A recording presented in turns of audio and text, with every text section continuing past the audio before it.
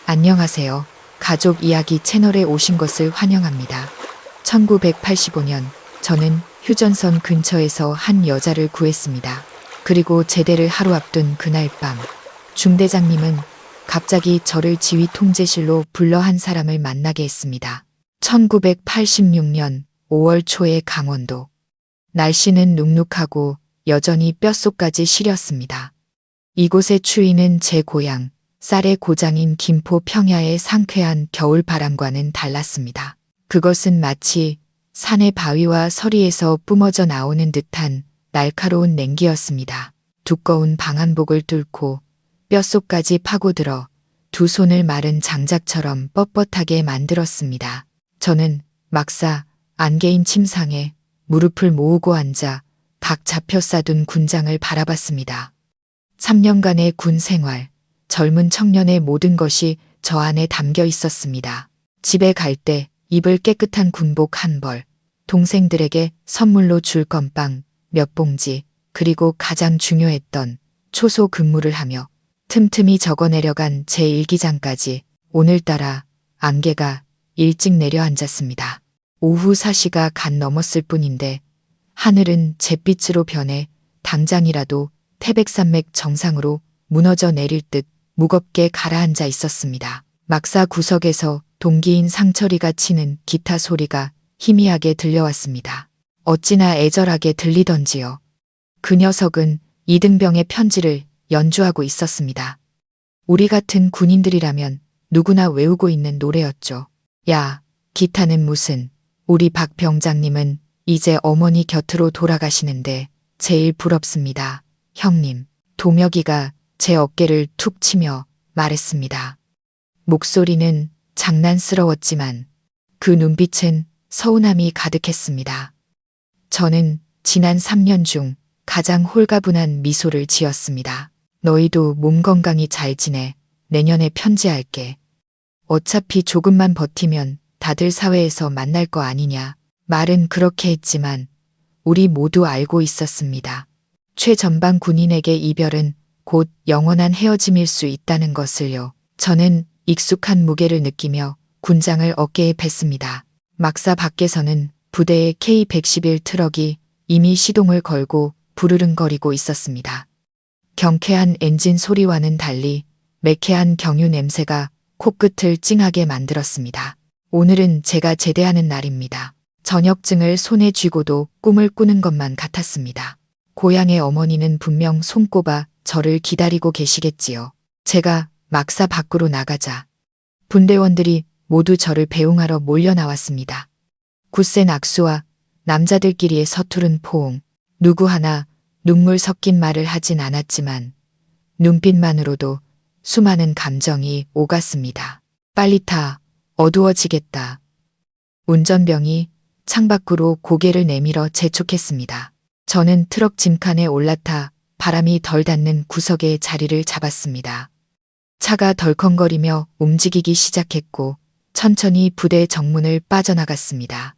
저는 고개를 돌려 안개 속에서 펄럭이는 태극기를 바라보았습니다. 가슴 속에서 형용할 수 없는 뭉클함이 차올랐습니다. 안녕, 추위에 옷이 흠뻑 젖던 야간 경계 근무. 안녕, 감자와 섞어 먹던 짬밥. 그리고 안녕, 친형제 같았던 나의 전우들. 차가 몇 미터 구르지 않았을 때였습니다. 갑자기 엔진 소리를 뚫고 큰 고함 소리가 들려왔습니다. 정지, 당장 차 세워. 운전병이 급브레이크를 밟는 바람에 저는 앞으로 고꾸라졌습니다. 자욱한 흙먼지 사이로 지휘 통제실 쪽에서 누군가 미친 듯이 달려오는 모습이 보였습니다. 김진철 대위님, 우리 중대장님이셨습니다. 중대장님은 산처럼 과묵하고 침착하기로 유명한 분이셨습니다. 그렇게 당황한 모습은 처음 봤습니다. 사르레는 추위 속에서 이마에는 땀방울이 송골송골 맺혔고 내쉬는 숨은 하얀 입김이 되어 흩어졌습니다. 그는 트럭 앞으로 달려와 뜨거운 보닛을 손으로 세게 내리쳤습니다. 박태수 병장, 하차. 목소리는 강철처럼 차가웠고 평소의 다정함은 찾아볼 수 없었습니다. 저는 무슨 일이 벌어지고 있는지 몰라 어리둥절한 채로 트럭에서 뛰어내렸습니다. 보고합니다. 중대장님, 무슨 일이십니까? 곧 출발해야 합니다. 김대위님은 바로 대답하지 않았습니다. 그는 저를 뚫어지게 쳐다봤습니다.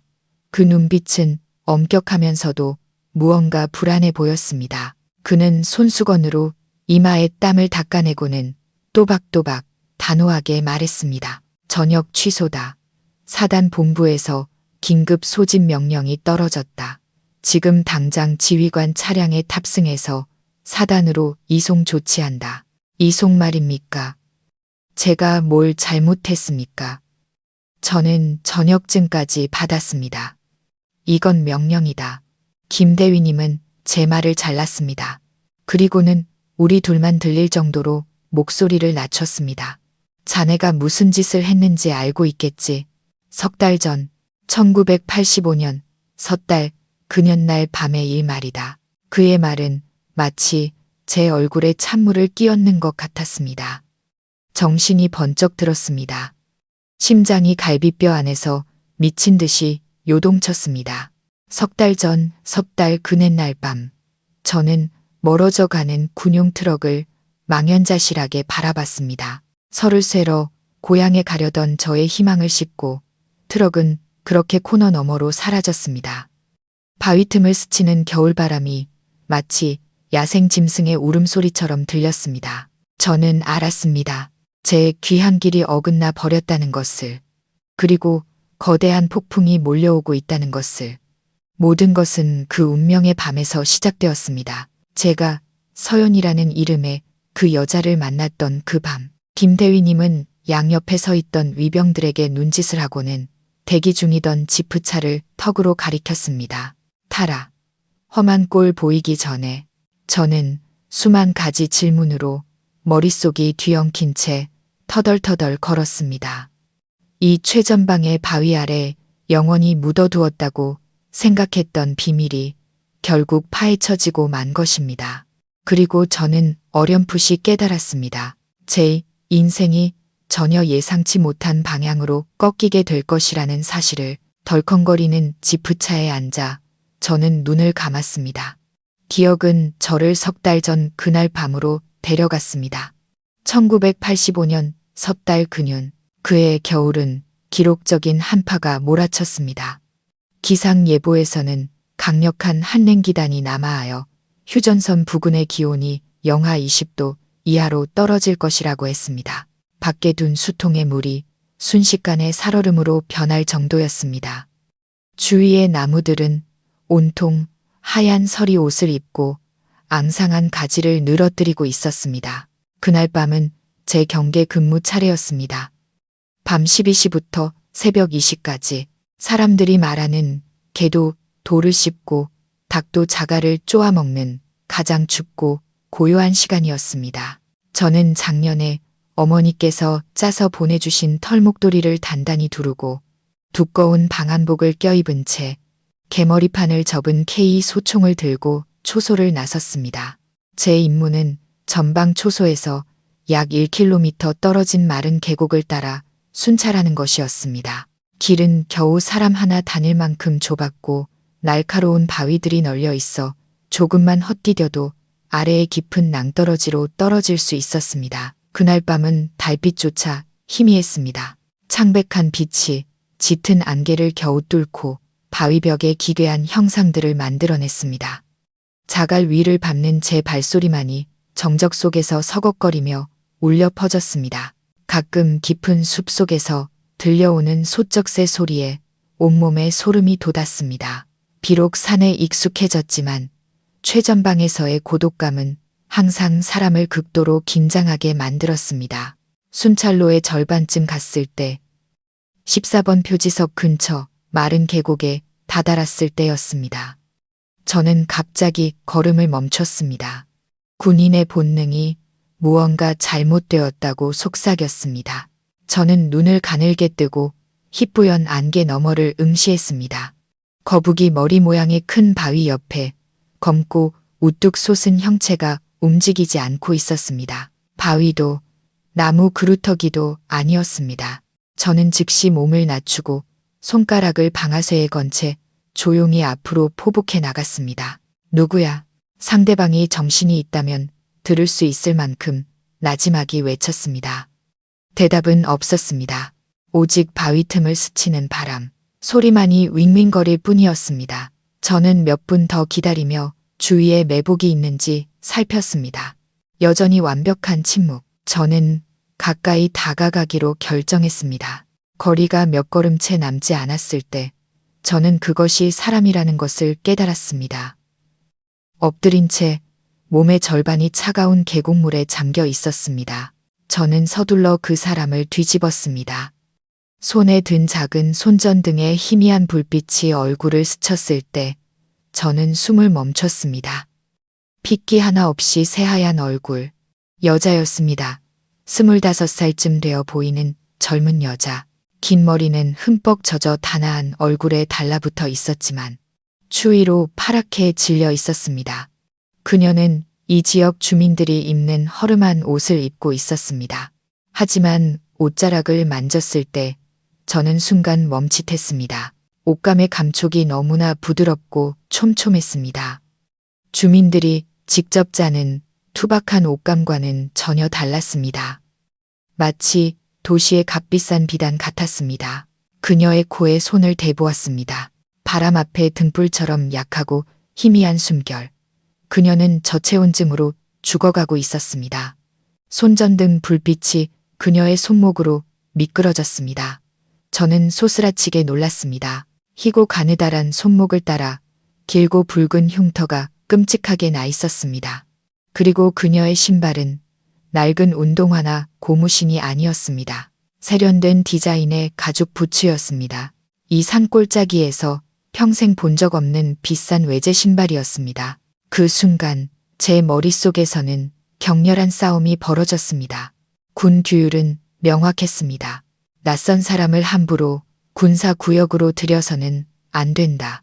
이곳은 민간인 통제구역, 이 시간에 나타난 사람은 간첩이거나 특수부대원이거나 혹은 범죄자일 수 있었습니다. 만약 그녀를 부대로 데려간다면 저는 자초지종을 설명해야 할 것이고 그녀는 신문과 감금을 당할 것입니다. 하지만 이 상태로 몇 시간만 더 신문을 받거나 갇혀 있는다면 그녀는 분명 살아남지 못할 것입니다.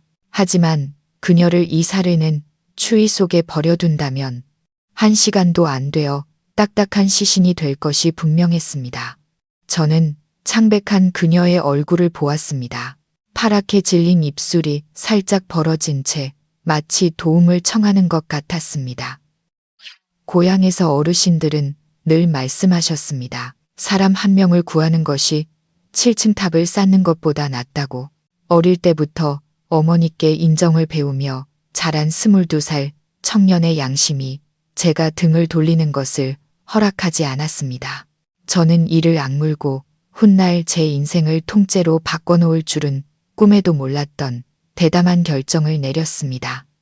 그녀를 부대로 데려가지 않는다. 여기서 산길로 약 2km 떨어진 곳에 작년에 주민이 버리고 간 낡은 산장이 하나 있었습니다. 그곳은 골짜기 뒤편에 숨어 있어 사람들의 눈에 잘 띄지 않으면서도 바람을 맞기에는 충분했습니다. 저는 입고 있던 방한 파카를 벗어 그녀의 몸을 단단히 감쌌습니다. 제 체온이 전해지자 그녀가 희미하게 몸을 꿈틀거리는 것 같았습니다. 저는 그녀를 등에 업고 소총을 가슴 앞으로 교차시켜 맸습니다. 그리고 걷기 시작했습니다. 그녀의 차가운 몸이 등에 닿았지만 제 등에서는 비 오듯 땀이 쏟아졌습니다. 산길은 미끄럽고 바위는 날카로웠습니다. 넘어지지 않기 위해 10발가락에 힘을 꽉 주어야 했습니다. 한 걸음 한 걸음이 초인적인 노력이었습니다. 균형을 잡으면서도 극도의 경계를 늦출 수 없었습니다. 만약 부대 순찰조에게 발각된다면 저는 심각한 군기 위반, 심지어 탈영이나 이적 행위로 몰릴 수도 있었습니다. 하지만 그때는 그런 생각을 할 겨를이 없었습니다. 저는 그저 이 낯선 여자의 생명을 구하기 위해 죽음의 신과 경주를 벌이고 있을 뿐이었습니다. 밤바람이 밤의 장막을 찢을 듯 울부짖었습니다. 저는 등에 업은 여자가 마치 천근만근의 바위처럼 느껴졌습니다. 그녀의 몸무게 때문이 아니라 제 마음을 짓누르는 불안감의 무게 때문이었습니다. 버려진 산장으로 가는 오솔길은 잡초와 덩굴로 뒤덮여 있었습니다. 저는 한 손으로 여자를 받치고 다른 손으로 가시돋친 나뭇가지를 헤쳐나갔습니다. 손등에서 피가 배어나와 따가웠지만 신경 쓸 여유가 없었습니다. 마침내 안개 속에서 산장이 희미하게 모습을 드러냈습니다. 금방이라도 쓰러질 듯 기울어져 있었고 억새로 엮은 지붕은 군데군데 썩어 있었습니다. 판자로 만든 벽은 틈이 벌어져 사방에서 바람이 숭숭 들어왔습니다. 하지만 지금 저에게 그곳은 궁전이나 다름없었습니다. 저는 산장 구석, 지난 가을에 남겨진 마른 집 더미 위에 여자를 눕혔습니다. 그리고 서둘러 택감을 구했습니다. 다행히 산장 구석에 예전 주인이 남겨둔 마른 장작이 조금 남아 있었습니다. 저는 군인용 라이터를 꺼내 한참을 낑낑댄 끝에 겨우 불을 붙였습니다. 불꽃이 피어오르자 산장의 어둠과 냉기가 물러났습니다.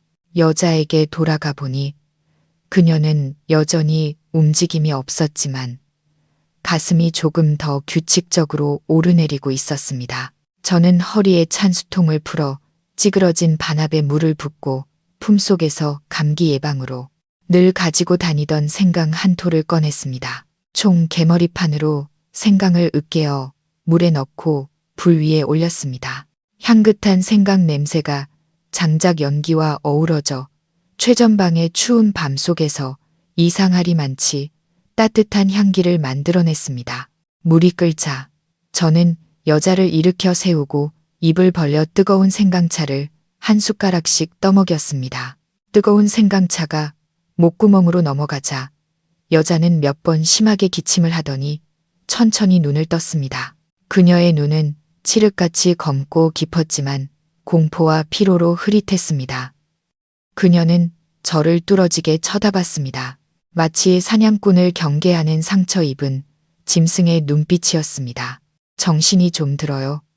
저는 생강차가 든 반합을 든 채 조용히 물었습니다. 여자는 대답 없이 몸을 움츠리며 벽 쪽으로 물러났습니다. 갑자기 그녀의 손이 허리춤을 더듬었습니다. 마치 본능적인 반사작용처럼 저는 눈을 가늘게 뜨고 그 행동을 살폈습니다. 무기를 찾고 있는 건가? 하지만 그녀의 허리에는 아무것도 없었습니다. 겁먹지 말아요. 난 군인입니다. 계곡에 쓰러져 있길래 이곳으로 데려온 겁니다. 저는 최대한 평온한 목소리로 그녀를 안심시켰습니다. 여자는 여전히 침묵했습니다. 그녀의 눈은 위치를 파악하려는 듯 산장을 재빨리 훑어보더니 제 군복에 멈췄습니다. 군복이 그녀를 조금 안심시키는 것 같기도 했고 어쩌면 더 두렵게 만드는 것 같기도 했습니다. 여기가 어디죠? 그녀의 목소리는 바람 소리처럼 희미하고 갈라져 있었습니다. 주민들이 버리고 간 산장입니다. 부대에서 그리 멀지 않아요. 저는 대답하고는 반합을 그녀에게 내밀었습니다. 이거 좀 더 마셔요. 몸이 따뜻해질 겁니다. 여자는 잠시 망설이더니 반합을 받아 들고는 단숨에 마셔버렸습니다. 그녀의 손은 가늘게 떨리고 있었습니다. 길고 가느다란 손가락이 제 손에 닿았을 때 그 차가운 감촉에 저는 소름이 돋았습니다. 차를 다 마신 그녀는 좀 더 정신이 드는 듯 했습니다. 그녀는 흠뻑 젖은 자신의 옷을 내려다보고는 제 방한 파카를 보았습니다. 고맙습니다. 그녀가 작은 목소리로 말했습니다. 이름이 뭡니까? 왜 이 시간에 계곡에 쓰러져 있었죠? 여긴 민간인 통제 구역인 거 모릅니까? 저는 다시 군인의 엄격한 말투로 묻기 시작했습니다. 여자는 제 시선을 피하며 고개를 숙였습니다. 이름은 서연이에요. 어머니 약초를 캐러 왔다가 길을 잃고 발을 헛디뎌서 계곡에 빠졌어요. 저는 미간을 찌푸렸습니다. 그 이유는 전혀 설득력이 없었습니다. 한밤중에 약초를 캐러 그것도 이 위험한 최전방 지역에 들어왔다고. 게다가 그녀의 옷차림, 가죽 부츠, 손목의 흉터는 약초꾼의 모습과는 거리가 멀었습니다. 하지만 지친 얼굴과 추위에 떨고 있는 가녀린 어깨를 보니 더 이상 추궁할 수가 없었습니다. 옷이 다 젖었군요. 이대로 있으면 폐렴에 걸릴 겁니다. 저는 그렇게 말하고는 다른 곳으로 고개를 돌렸습니다. 젖은 옷 벗어서 불에 말리세요. 전 밖에서 보초 설 테니 아무도 안 봅니다. 저는 일어나 산장문으로 걸어가 엉성한 문을 살짝 닫았습니다. 밖에서는 여전히 바람이 윙윙 불고 있었습니다. 저는 벽에 등을 기댄 채 총을 끌어안고 칠흑 같은 어둠을 응시했습니다. 마음속에 막연한 불안감이 피어올랐습니다. 저는 한 사람을 구했지만 동시에 거대한 골칫거리를 제 몸으로 끌어들인 것 같았습니다. 산장 안에서는 장작 타는 소리와 옷이 바스락거리는 소리가 섞여 들려왔습니다. 저는 별 하나 없는 하늘을 올려다보며 내일은 모든 것이 어떻게 될지 자문했습니다. 상관에게 보고해야 할까? 보고한다면 이 여자는 어떻게 될까? 만약 숨긴다면 나는 어떤 징계를 받게 될까? 그날 밤 저는 낯선 여자를 위해 뜬 눈으로 밤을 새우며 수만 가지 생각에 잠겼습니다. 운명의 수레바퀴가 이미 굴러가기 시작했다는 사실을 까맣게 모른 채 말입니다. 다음 날 아침 희미한 햇살이 나뭇잎 사이를 뚫고 들어올 때 저는 깜짝 놀라 잠에서 깼습니다. 어젯밤 저는 산장벽에 기댄 채 겨우 선잠을 잤을 뿐이었습니다. 가장 먼저 한 일은 문틈으로 안을 엿보는 것이었습니다. 서연은 여전히 그곳에 제 방안 파카를 덮고 웅크리고 누워 있었습니다. 숨소리는 한결 고르게 변했고 불은 꺼져 잿더미와 몇 개의 붉은 숲만 남아 있었습니다. 저는 안도의 한숨을 내쉬었습니다. 적어도 그녀는 살아 있었고 도망가지 않았습니다. 배에서 꼬르륵 소리가 났습니다. 어젯밤 순찰을 마치고 아무것도 먹지 못한 데다 뜬 눈으로 밤을 새우며 긴장했던 탓에 지독하게 배가 고팠습니다. 오늘 아침 취사장에서 몰래 챙겨온 주먹밥과 볶음 김치가 생각났습니다. 저는 조심스럽게 문을 열고 안으로 들어갔습니다. 삐걱거리는 문소리에 서연이 화들짝 놀랐습니다. 그녀는 용수철처럼 튀어 일어나 경계심 가득한 눈으로 저를 노려보며 옆에 있던 마른 장작을 방어 자세로 움켜쥐었습니다. 그 반응은 너무나 빠르고 단호해서 저는 놀라지 않을 수 없었습니다. 그것은 평범하고 연약한 여자의 반응이 아니었습니다. 나예요. 겁먹지 말아요. 제가 두 손을 들어 보이자 그제야 서연은 장작을 내려놓았습니다. 하지만 눈빛의 경계심은 아직 사라지지 않았습니다. 그녀는 방안 파카를 끌어당겨 몸을 가렸습니다. 아침 식사 가져왔어요. 저는 신문지 뭉치를 꺼내 펼쳤습니다.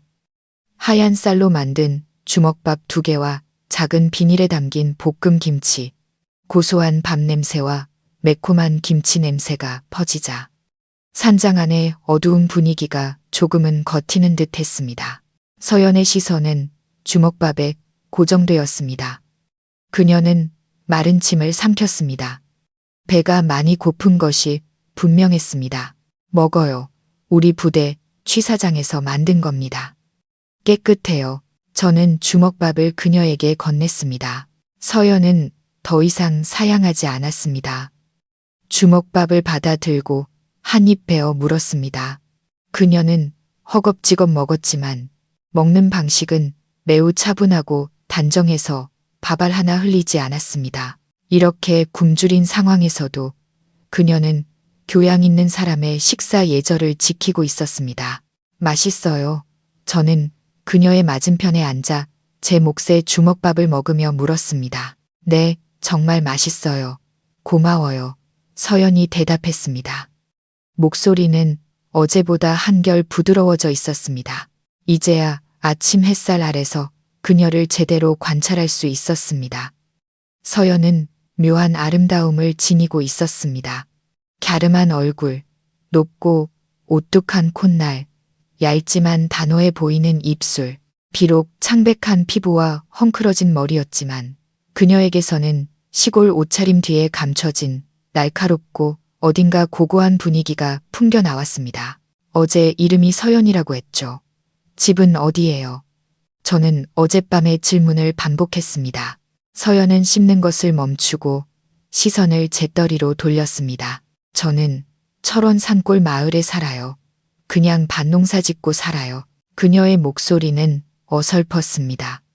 일부러 강원도 사투리 억양을 흉내 내려고 했지만 저는 그녀가 거짓말을 하고 있다는 것을 단번에 알아차렸습니다. 저는 이곳에서 3년간 복무하며 수많은 지역 주민들을 만나봤습니다. 그녀가 철원이라고 발음하는 방식, 문장 끝의 억양은 너무나 어색했습니다. 그녀의 본래 말투는 분명 서울이나 수도권 사람처럼 매우 표준적이고 맑았습니다. 당신, 여기 사람 아니죠? 저는 그녀의 눈을 똑바로 쳐다보며 단도직입적으로 말했습니다. 서연은 순간 멈칫하더니 고개를 들어 저를 쳐다봤습니다. 그 눈빛은 칼날처럼 날카로웠습니다. 혹시 형사예요? 왜 그렇게 캐물어요? 사람 구해줬다고 이제 신문이라도 하려는 건가요? 그녀의 톡 쏘는 대답과 화제를 피하려는 태도는 제 의심을 더욱 키웠습니다. 평범한 시골 처녀라면 군인에게 절대 그렇게 날카롭게 대꾸하지 않을 것입니다. 하지만 저는 그녀를 궁지로 몰고 싶지는 않았습니다.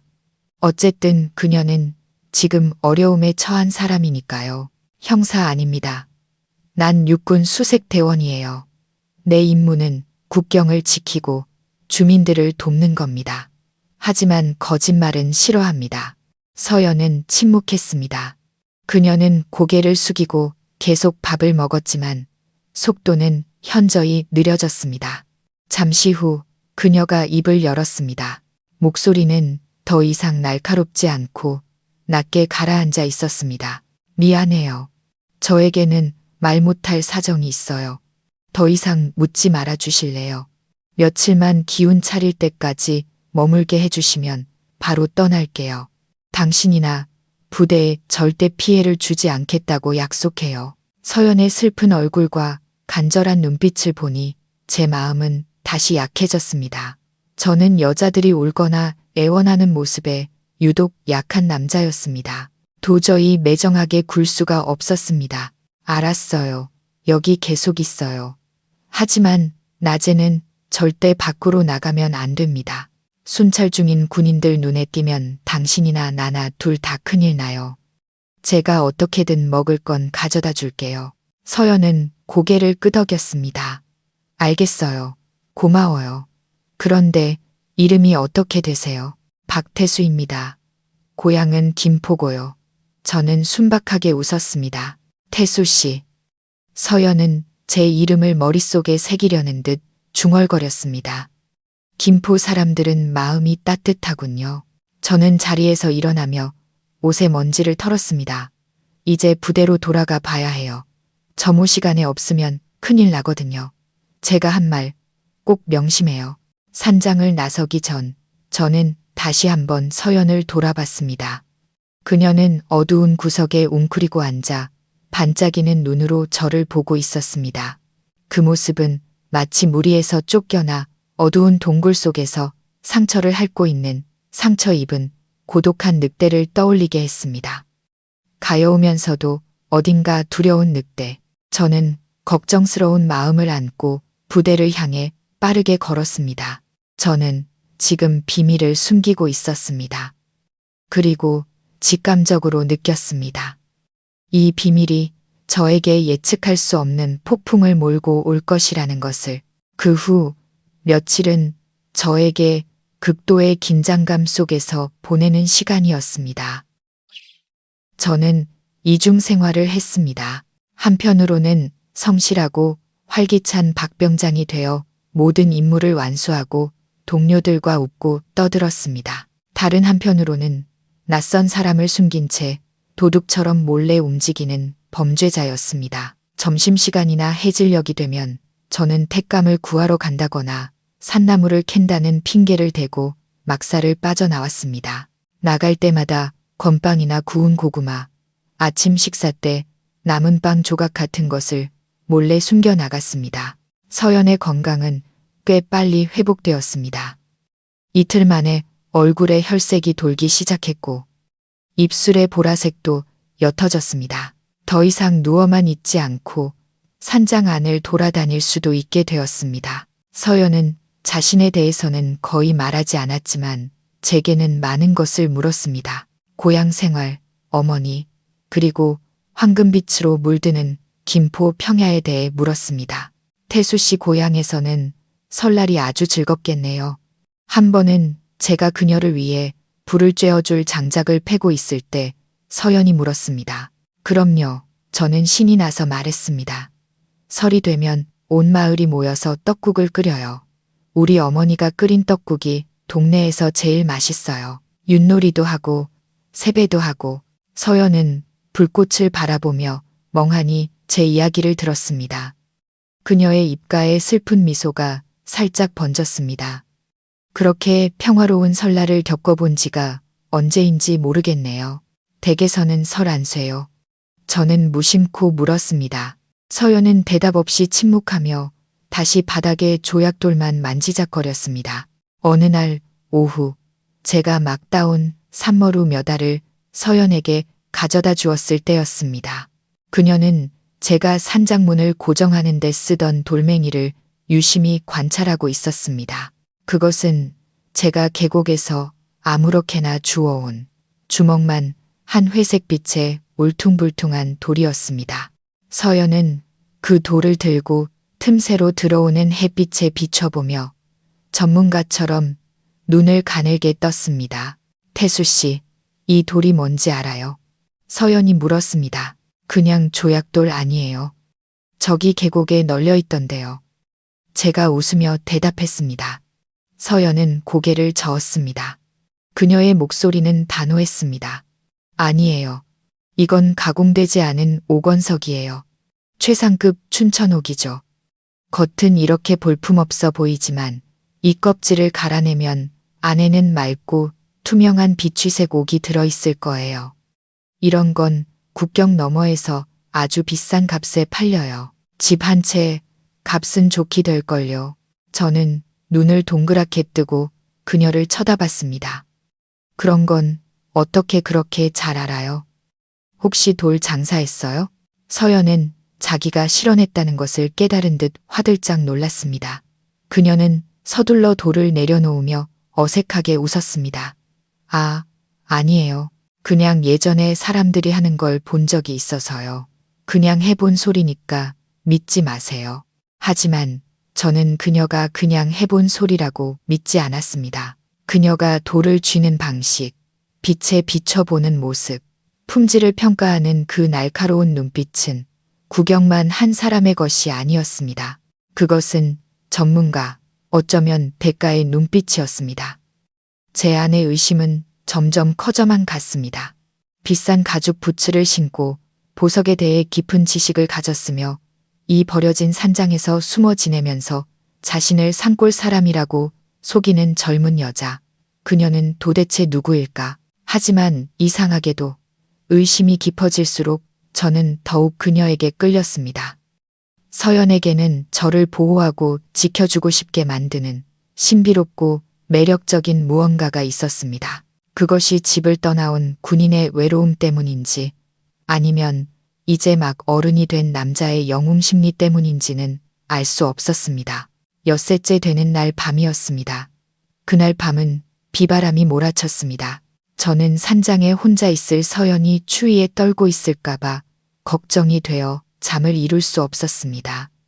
새벽녘 저는 평소보다 일찍 그녀를 찾아가기로 위험한 결심을 했습니다.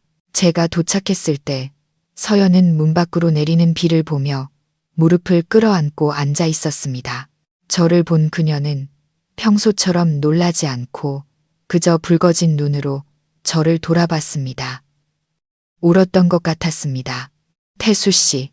서연이 나지막이 불렀습니다. 왜 그래요? 아파요. 저는 걱정스럽게 다가가 그녀의 이마에 손을 얹었습니다. 이마는 따뜻했지만 열은 없었습니다. 서연은 고개를 저으며 제 손을 부드럽게 밀어냈습니다. 아니에요. 그냥 집 생각이 나서요. 그녀는 한참 동안 침묵하더니 갑자기 고개를 들어 제 눈을 똑바로 쳐다봤습니다. 목소리는 이상하리 많지 진지했습니다. 태수 씨, 솔직하게 물어볼게요. 만약 나중에 제가 나쁜 사람이라는 걸, 많은 잘못을 저지른 사람이라는 걸 알게 되면 절 구한 걸 후회할 건가요? 서연의 질문에 저는 얼어붙었습니다. 저는 그 슬픈 눈을 깊이 들여다보며 대답을 찾으려 애썼습니다. 저는 악을 미워하도록 배운 군인이었습니다. 하지만 지금 제 앞에는 도움을 필요로 하는 외롭고 연약한 한 여자가 있을 뿐이었습니다. 저는 머리를 긁적이며 최대한 꾸밈 없이 대답했습니다. 당신이 좋은 사람인지 나쁜 사람인지는 모르겠어요. 하지만 저희 아버지는 물에 빠진 사람은 일단 건져야 한다고 가르치셨어요. 사람 목숨 하나 구한 걸 후회할 일은 절대 없다고요. 당신이 착한지 나쁜지 옳은지 그른지는 하늘과 법이 판단할 일이겠죠. 저한테 당신은 그냥 내가 구한 사람, 서연 씨일 뿐이에요. 그게 다예요. 서연은 저를 뚫어지게 쳐다보더니 갑자기 웃음을 터뜨렸습니다. 씁쓸하면서도 감동이 섞인 웃음이었습니다. 정말 바보 같네요, 태수 씨. 하지만 고마워요. 그녀는 고개를 숙였습니다. 목소리는 마치 혼잣말처럼 작아졌습니다. 내일 떠날 거예요. 더 이상 여기에 머물면서 당신에게 폐를 끼칠 수는 없어요. 저는 그녀를 말리고 싶었습니다. 몸이 완전히 회복될 때까지 며칠 더 있으라고 말하고 싶었습니다. 하지만 그녀의 눈에 서린 단호함을 보고 제가 그녀를 붙잡을 수 없다는 것을 알았습니다. 고독한 늑대는 자신의 도망길을 계속하기 위해 동굴을 떠나기로 결심한 것입니다. 저는 다음 날의 이별이 제 군 생활에서 가장 끔찍한 폭풍의 시작이 될 줄은 꿈에도 몰랐습니다. 그날 밤 저는 불안한 마음으로 부대로 복귀했습니다. 서연의 질문이 계속 제 머릿속을 맴돌았습니다. 내가 나쁜 사람이라면 날 구한 걸 후회할 건가요? 그녀는 왜 그런 질문을 했을까? 그녀는 정말로 법을 피해 도망 다니는 걸까? 그런 생각들이 밤새 저를 괴롭혔습니다. 북풍은 여전히 거세게 불며 살을 애는 듯한 냉기를 몰고 왔습니다. 저는 초소에서 몸을 웅크린 채 버려진 산장이 있는 어두운 산 쪽을 바라보며 날이 빨리 밝기만을 빌었습니다. 다음 날 아침, 저는 취사병이 배식을 하는 틈을 타 감자밥과 짭짤한 생선조림을 조금 더 챙겼습니다. 오늘이 서연이 떠나기로 한 날이라는 것을 알기에 길을 떠나기 전에 든든한 식사를 챙겨주고 싶었습니다. 제가 산장에 도착했을 때 서연은 이미 일어나 있었습니다. 그녀는 작은 산장을 깨끗하게 정리해 두었습니다. 잿더리는 한쪽 구석에 가지런히 모여 있었고 제 방 안 파카는 각 잡혀 개어져 있었습니다. 서연은 문 밖을 내다보며 서 있었습니다. 그 모습은 이상하리만치 외롭고 연약해 보였습니다. 일찍 일어났네요. 제가 안으로 들어서며 밥이 든 꾸러미를 내려놓았습니다. 서연은 저를 보고 안도하는 듯 희미하게 미소 지었습니다. 일찍 일어나는 게 습관이 돼서요. 그리고 오늘은 멀리 가야 하니까요. 어디로 가려고요? 저는 또다시 거짓말일지도 모를 대답을 알면서도 물었습니다. 북쪽 국경 쪽으로요. 서연이 짧게 대답하며 시선을 피했습니다. 거기에 아는 분이 있어요. 그분이 절 도와주실 거예요. 저는 한숨을 쉬며 더 이상 묻지 않았습니다. 저는 밥꾸러미를 열었습니다. 고소한 생선 조림 냄새가 산장 가득 퍼졌습니다. 일단 먹어요. 금강산도 식후경이라고 하잖아요. 산길은 험하니까 기운 없으면 못 가요. 서연은 자리에 앉아 밥그릇을 들었습니다. 오늘은 평소보다 천천히 먹었습니다. 마치 이 마지막 식사를 음미하려는 듯이 산장 안은 무거운 침묵이 흘렀습니다. 오직 밥 씹는 소리와 벽 틈으로 새어 들어오는 바람 소리만이 들릴 뿐이었습니다.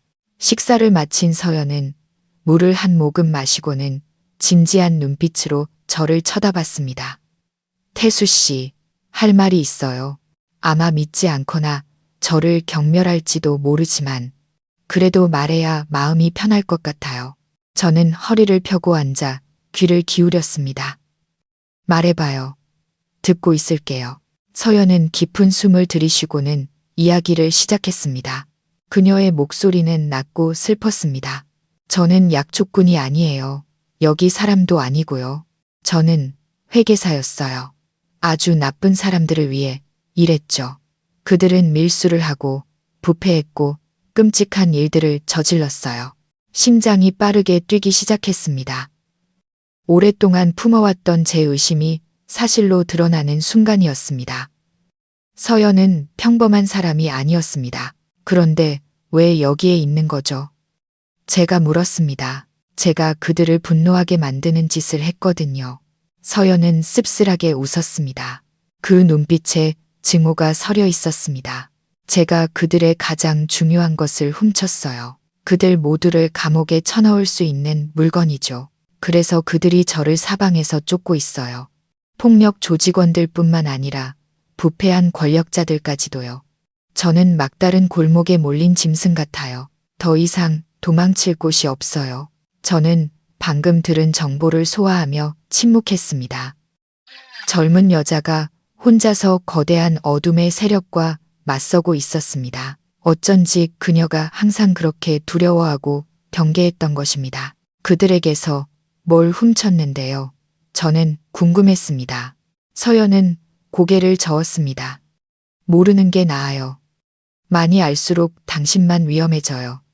당신은 좋은 사람이니 평화로운 삶을 살 자격이 있어요. 저처럼 이 진흙탕에 빠지지 마세요. 그렇게 말하고는 서연은 산장 구석으로 걸어갔습니다. 그곳에는 그녀가 숨겨둔 작은 보따리가 있었습니다. 그녀는 무언가를 찾더니 제게로 돌아왔습니다. 당신의 은혜에 보답할 만한 게 아무것도 없네요. 돈은 많이 가져오지도 못했고 여기서는 돈도 별 소용이 없으니까요. 저한테는 이것밖에 없어요. 기념으로 받아주세요. 서연이 손을 내밀었습니다. 그녀의 창백한 손바닥 위에는 찻잔만 한 크기의 이끼 낀 녹색 옥패가 놓여 있었습니다. 저는 서연의 손에 들린 물건을 보고 깜짝 놀랐습니다. 그것은 매우 정교하게 조각된 옥패였습니다. 구름 속에서 꿈틀거리는 용의 모습이었는데 비늘 하나, 발톱 하나까지 놀라울 정도로 섬세했습니다. 옥의 재질은 윤기가 흐르는 짙은 녹색으로 한눈에 봐도 아주 오래된 골동품이라는 것을 알 수 있었습니다. 이건 너무 귀한 물건이라 받을 수 없어요. 저는 손을 내저으며 거절했습니다. 저는 월급도 얼마 안 되는 군인이에요. 평생 이렇게 귀한 물건은 본 적도 없어요. 이런 걸 가지고 있다가 망가뜨리거나 잃어버릴까봐 무서워요. 그냥 받아요. 서연은 제 손에 옥패를 쥐어주며 단호하게 말했습니다. 이건 저희 외할아버지가 물려주신 갑오예요. 수년 동안 저와 함께 했죠. 옛날 사람들은 옥에는 영혼이 깃들어 있어서 가진 사람을 재앙으로부터 지켜준다고 했어요. 당신은 제 목숨을 구해줬으니 누구보다도 이걸 받을 자격이 있어요. 옥의 차가운 감촉이 제 손바닥으로 퍼져나갔습니다. 저는 서연의 눈을 보았습니다. 그 안에는 진심 어린 감사함이 담겨 있었습니다. 만약 제가 또 거절한다면 그녀가 매우 슬퍼할 것이라는 것을 알았습니다. 알았어요. 그럼 받을게요. 소중히 간직하겠습니다. 나중에 당신이 돌아오면 그때 돌려줄게요. 저는 조심스럽게 옥패를 군복상의 주머니에 넣고 단추를 단단히 잠갔습니다. 서연은 미소 지었습니다. 제가 그녀를 만난 이후로 가장 환한 미소였습니다. 고마워요. 그게 당신에게 행운을 가져다 주길 바라요. 그때 햇살이 이미 높이 솟아 나뭇잎 사이로 산장 안을 비추고 있었습니다. 서연은 밖을 내다보고는 마지막으로 저를 돌아봤습니다. 이제 돌아가세요. 늦겠어요. 저도 이제 가야 해요. 길 조심해요. 도움이 필요하면 언제든 여기로 다시 와요. 저는 아쉬운 마음으로 당부했습니다. 서연은 고개를 끄덕이고는 보따리를 어깨에 메고 빠르게 산장을 나섰습니다. 그녀는 깊은 숲속으로 걸어갔고 작은 뒷모습은 빽빽한 덤불 뒤로 점점 사라졌습니다. 저는 그녀의 모습이 보이지 않을 때까지 그 자리에 서 있다가 부대로 발걸음을 돌렸습니다. 그날 하루 종일 저는 넋이 나간 사람처럼 일했습니다. 가슴 주머니 속의 옥패가 뜨거워지며 이 기묘한 만남을 계속 상기시켰습니다. 저는 서연이 걱정되면서도 제 자신이 걱정되었습니다. 그 나쁜 놈들이 여기까지 찾아오지는 않을까? 나까지 연루되는 건 아닐까? 오후 휴식 시간을 틈타 저는 몰래 산장으로 다시 가보았습니다. 산장은 텅 비어 썰렁했습니다. 잿더리는 이미 차갑게 식어 있었습니다. 서연은 정말로 떠난 것이었습니다. 저는 산장 문턱에 한참 동안 멍하니 앉아 있었습니다. 허탈감이 마음을 가득 채웠습니다. 어제까지만 해도 대화를 나눌 사람이 있었는데 오늘은 스산한 바람 소리뿐이었습니다. 저는 가슴에 손을 얹고 온너머로 느껴지는 옥패의 감촉을 느끼며 이것이 꿈이 아니라고 되뇌었습니다. 서연은 실존 인물이었고 그녀의 이야기도 사실이었습니다. 그리고 진짜 문제는 이제 막 시작되고 있었습니다. 서연이 떠나고 사흘이 지났습니다. 부대의 분위기는 여느 때와 같이 평온했습니다. 병사들은 경계 근무를 서고 작업을 하고 훈련을 받았습니다. 오직 저만이 여전히 마음이 불안했습니다. 순찰을 돌거나 물을 기르러 갈 때마다 누군가 저를 지켜보고 있는 듯한 느낌이 들었습니다. 어느 날 오후 저는 취사병이 밥을 지을 물을 길어오는 임무를 받았습니다. 개울은 부대에서 약 500m 떨어진 곳에 있었고 바위 틈에서 맑은 물이 흘러나왔습니다. 저는 양동이 2개를 지고 익숙한 오솔길을 걸었습니다. 물을 샜고 있을 때였습니다. 등 뒤 덤불 속에서 마른 나뭇가지가 툭 하고 부러지는 아주 작은 소리가 들렸습니다. 저는 깜짝 놀라 휙 돌아섰습니다. 누구야? 저는 소리치며 지게 막대를 무기 삼아 움켜쥐었습니다. 대답은 없었습니다. 오직 나뭇잎 스치는 소리만이 들릴 뿐이었습니다. 저는 눈을 가늘게 뜨고 빽빽한 덤불 속을 살폈습니다. 아주 빠르게 스쳐 지나가는 검은 그림자를 언뜻 본 것 같았습니다. 그 그림자는 멧돼지나 고라니처럼 둔하게 움직이지 않았습니다. 가볍고 민첩했습니다. 사람의 움직임이었습니다. 저는 양동이를 버려두고 그림자가 사라진 방향으로 달려갔습니다. 거기서 쏜다. 저는 손에 든 것이 지게 막대뿐이었지만 그렇게 위협했습니다. 그림자는 다람쥐처럼 재빠르게 고목들 사이를 빠져나갔습니다. 저는 얼마 못 가 그를 놓치고 말았습니다. 숲은 아무도 다녀가지 않은 듯 고요했습니다. 저는 숨을 헐떡이며 섰습니다. 땀이 비 오듯 쏟아졌습니다. 저는 그 검은 그림자에 달리는 모습을 떠올리려 애썼습니다. 몸집은 작았고 발걸음은 날렵했지만 왼쪽 다리를 약간 저는 듯 했습니다. 왼쪽 다리? 문득 서연을 부축해 걸을 때가 생각났습니다. 그녀도 부딪혀 다친 왼쪽 다리를 약간 절었습니다. 설마 서연인가? 그 생각에 다리에 힘이 풀렸습니다. 서연은 국경 쪽으로 간다고 하지 않았나? 왜 사흘이 지나도록 아직도 이 근처를 배회하고 있는 걸까? 저는 혼란스러운 마음을 안고 물을 길던 곳으로 돌아갔습니다. 만약 정말 서연이라면 그녀는 위험에 처한 걸까? 아니면 무언가를 계획하고 있는 걸까?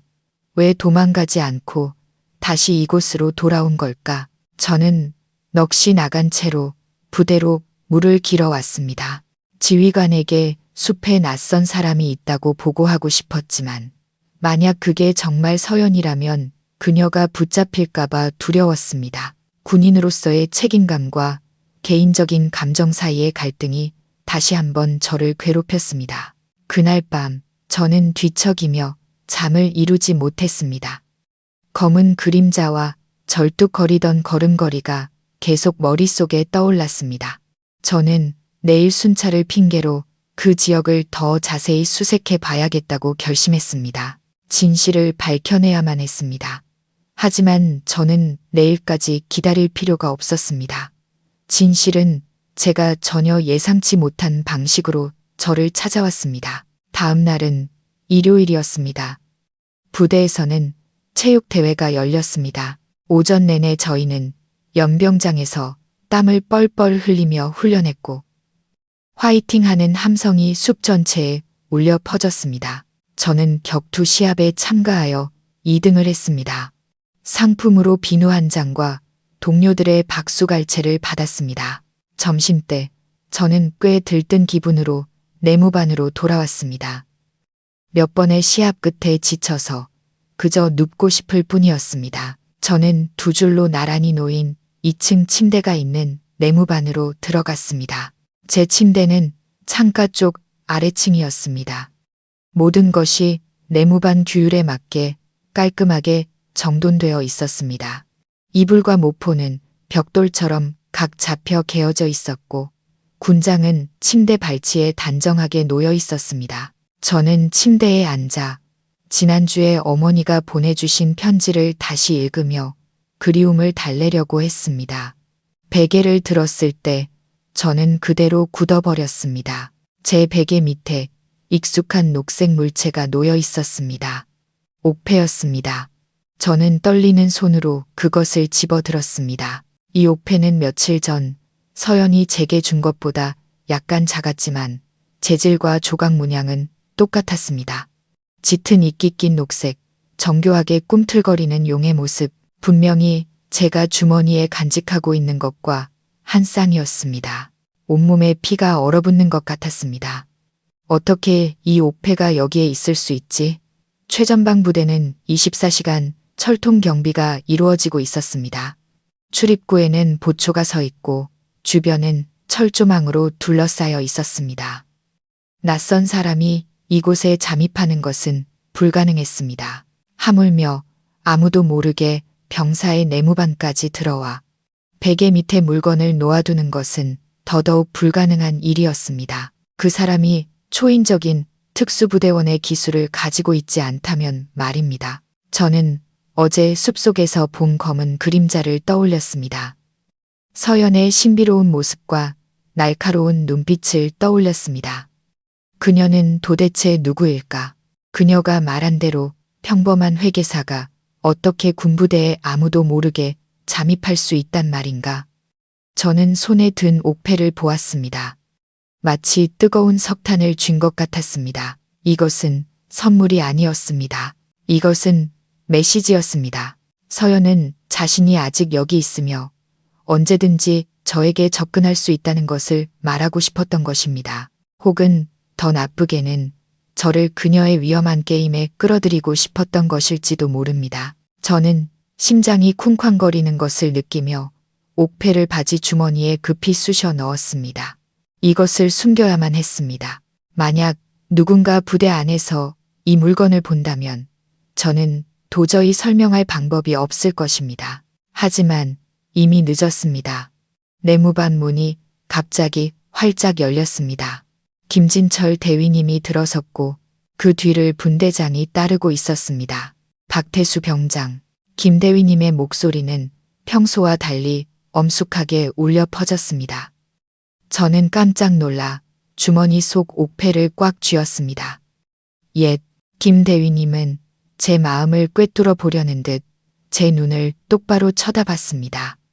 그는 천천히 제게 다가왔습니다. 그의 군화가 바닥에 부딪히는 소리가 위협적으로 들렸습니다. 뭘 숨기고 있나? 그는 평온하지만 무게감 있는 목소리로 물었습니다. 보고합니다. 숨기는 것 없습니다. 저는 부인했지만 이마에서는 이미 식은땀이 흐르기 시작했습니다. 김 대위님은 씁쓸하게 웃었습니다. 그는 손을 내밀었습니다. 내놔. 저는 한 걸음 뒤로 물러섰습니다. 등이 침대 틀에 닿았습니다. 저는 저항할 수 없다는 것을 알았습니다. 제 앞에는 제가 가장 존경하면서도 두려워하는 노련한 지휘관이 서 있었습니다. 저는 떨리는 손을 주머니에서 꺼내 손바닥을 폈습니다.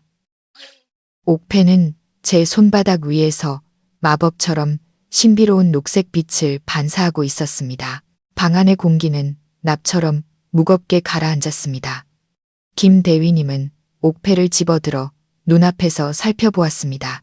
그는 그것을 이리저리 돌려보았고 평소 침착하던 얼굴이 갑자기 굳어졌습니다. 복잡한 국경 지역에서 오랫동안 복무한 노련한 군인으로서 김 대위님은 국경을 통해 밀수되는 골동품에 대해 잘 알고 있었습니다. 그는 이 물건의 가치를 알았습니다. 진품이군. 그는 중얼거리더니 칼날처럼 날카로운 눈빛으로 저를 돌아봤습니다. 박 병장, 이거 어디서 났나? 저는 돌처럼 굳어 목이 막혀 아무 말도 할 수 없었습니다. 뭐라고 말해야 할까? 낯선 여자가 부대에 몰래 들어와 내 베개 밑에 놓아두었다고. 그런 황당한 이야기를 누가 믿겠는가? 만약 믿는다면 제 죄는 더욱 무거워질 뿐이었습니다. 경계를 소홀히 하여 낯선 사람의 부대 침입을 허용한 죄. 다시 한번 묻겠다. 이거 어디서 났나? 솔직하게 말해. 김 대위님이 소리치자 옆에 서 있던 분대장마저 움찔했습니다. 보고합니다. 주웠습니다. 저는 거짓말을 했습니다. 세상에서 가장 어설프고 어리석은 거짓말이었습니다. 주웠다고. 어디서? 이 내무반에서, 아니면 숲에서. 김 대위님은 쉴 새 없이 몰아붙였습니다. 이게 뭔지 알기나 하나? 이건 문화재야. 금지 품목이라고. 이 값어치가 집 한 채 값이라는 거 알고 있나? 저는 감히 그의 눈을 쳐다보지 못하고 고개를 숙였습니다. 분대장, 김 대위님이 명령했습니다. 증거물 압수 기록 작성하고 박 병장은 즉시 지휘 통제실로 가서 경위서를 작성하도록 해. 박 병장의 모든 군장을 검사해서 숨겨둔 물건이 더 있는지 확인해라. 예. 분대장이 대답하고는 제게 다가와 어깨를 툭 쳤습니다. 가자, 태수야. 대체 무슨 어리석은 짓을 한 거냐? 분대장은 제게 군복을 벗으라고 요구하며 검사를 시작했습니다. 서연이 처음 주었던, 제가 가슴 주머니에 깊숙이 숨겨두었던 첫 번째 옥패도 발견되어 압수되었습니다. 책상 위에 나란히 놓인 2개의 옥패가 마치 저를 비웃는 듯 반짝였습니다. 저는 범죄자처럼 지휘 통제실로 끌려갔습니다. 백지와 볼펜 앞에 앉아 제 손은 너무 떨려 글씨조차 쓸 수 없었습니다. 사건 경위서. 뭐라고 써야 할까? 만약 서연의 존재를 밝힌다면 그녀는 대대적인 추적을 당하게 될 것입니다. 경찰, 군인, 그리고 폭력 조직까지 모두 그녀를 쫓게 될 것입니다. 그녀는 죽은 목숨이나 다름없었습니다. 하지만 만약 제가 밝히지 않는다면 저는 모든 죄를 뒤집어 쓰게 될 것입니다. 금지 품목 소지, 불순 세력과의 연루, 군기 위반, 가장 가벼운 처벌이 불명예, 제대 후 고향으로 쫓겨나는 것이고 무거우면 군 교도소에 갈 수도 있었습니다. 저는 고향에서 아들이 돌아오기만을 애타게 기다리시는 늙은 어머니를 생각했습니다. 제 자신의 명예와 가족의 명예를 생각했습니다. 하지만 그때 추운 밤에 떨고 있던 서연의 모습과 제게 옥패를 건네주던 그녀의 믿음 가득한 눈빛이 다시 떠올랐습니다. 당신은 제가 유일하게 믿는 사람이에요. 저는 입술을 피가 나도록 깨물었습니다. 그녀를 배신할 수는 없었다. 나는 그녀를 한 번 구했다. 끝까지 그녀를 구할 것이다. 저는 펜을 내려놓고 글을 쓰기 시작했습니다. 며칠 전 숲에서 갓감을 줍다가 옥패를 주었다는 이야기를 지어냈습니다. 예뻐서 기념으로 간직했을 뿐 그것의 진짜 가치는 몰랐다고 썼습니다. 저는 서연에 대한 이야기, 버려진 산장, 그리고 베개 밑에서 갑자기 나타난 옥패에 대한 이야기는 철저히 숨겼습니다. 김대위님은 제 경위서를 읽고 한참 동안 침묵했습니다. 그는 종이를 책상 위에 내려놓고 저를 뚫어지게 쳐다봤습니다. 그의 눈빛에서는 더 이상 분노가 아닌 깊은 실망과 의심이 느껴졌습니다. 태수야, 나는 내가 쓴 글을 믿지 않는다. 그는 천천히 말했습니다. 너는 3년 동안 내 부하로 있었다. 나는 내 성격을 안다. 너는 탐욕스러운 놈도 아니고 거짓말을 할 줄 아는 놈도 아니야. 이 일에는 뭔가 다른 사정이 있겠지. 그는 일어나 방안을 서성였습니다. 이 옥패는 간단한 물건이 아니다. 최근 정보 보고에 따르면 이 지역에서 대규모 문화재 밀수 조직이 활동하고 있다고 한다. 네가 이런 물건에 연루되었다면 이건 단순히 군기문란이 아니라 법적인 문제와도 관련이 있을 거다. 저는 모든 판결을 받아들이겠다는 듯 여전히 고개를 숙이고 침묵했습니다. 지금 이 순간부터 너의 저녁 준비는 보류된다. 부대 밖으로 한 걸음도 나갈 수 없다. 너의 모든 행동은 철저히 감시될 것이다. 나는 이 일을 상부에 보고하고 지시를 기다리겠다. 김대위님은 손을 휘저었습니다. 내무반으로 돌아가 봐라. 저는 지휘 통제실을 나왔습니다. 하늘은 이미 어두워졌고 차가운 바람이 목덜미를 파고들었습니다. 하지만 저는 춥지 않았습니다. 그저 마음이 텅 빈 것 같았습니다. 제 밝은 미래는 눈앞에서 산산조각났습니다. 설을 쐬러 고향에 가려던 꿈은 영원히 닫혀버린 것 같았습니다. 그리고 저는 알았습니다. 진짜 폭풍은 아직 오지 않았다는 것을. 이것은 제 인생에 몰아칠 거대한 태풍을 예고하는 시작에 불과한 바람이었습니다. 제가 밀수 사건에 연루되었다는 소문은 독처럼 부대 전체에 빠르게 퍼져나갔습니다. 저를 보는 눈빛은 완전히 달라졌습니다. 동료들의 친근하고 다정한 시선은 이제 경계와 의심으로 변해 있었습니다. 가장 친했던 동혁이와 상철이도 저와의 대화를 피했습니다. 제가 내무반에 들어설 때마다 웃음소리는 뚝 그치고 어색하고 숨 막히는 침묵이 흘렀습니다. 저는 부대 안에서 연금 상태가 되었습니다. 더 이상 숲속을 순찰하지도 즐겁게 작업을 하지도 못했습니다.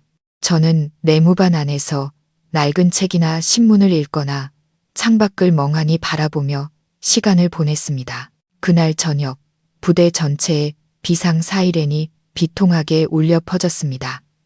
진돗개 하나 발령, 전원 전투 위치로. 당직 사관에 날카로운 외침이 울려 퍼졌고 부대 전체가 소란스러워졌습니다. 군화 소리, 탄화를 장전하는 소리, 지휘관들의 고함 소리가 뒤섞였습니다. 저도 반사적으로 총을 잡으려다 제가 직위해제 상태라는 것을 깨달았습니다. 총과 탄약은 어제 이미 회수되었습니다. 저는 내무반 한가운데에 못 박힌 듯 서서 세상에서 가장 쓸모없는 존재가 된 것 같은 기분을 느꼈습니다. 김대위님이 굳은 얼굴로 제 방창문을 스쳐 지나갔습니다. 그는 저를 돌아보며 짧게 한마디 던졌습니다. 내무반에서 꼼짝 말고 있어. 저는 고개를 끄덕였습니다.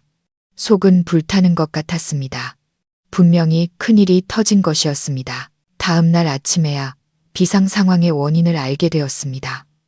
수색대가 무장한 정체불명의 집단이 영번 초소 근처를 배회하는 것을 발견했다는 것이었습니다. 그들은 평범한 무장공비와는 달리 행동이 매우 교활하고 신출기몰했다고 합니다.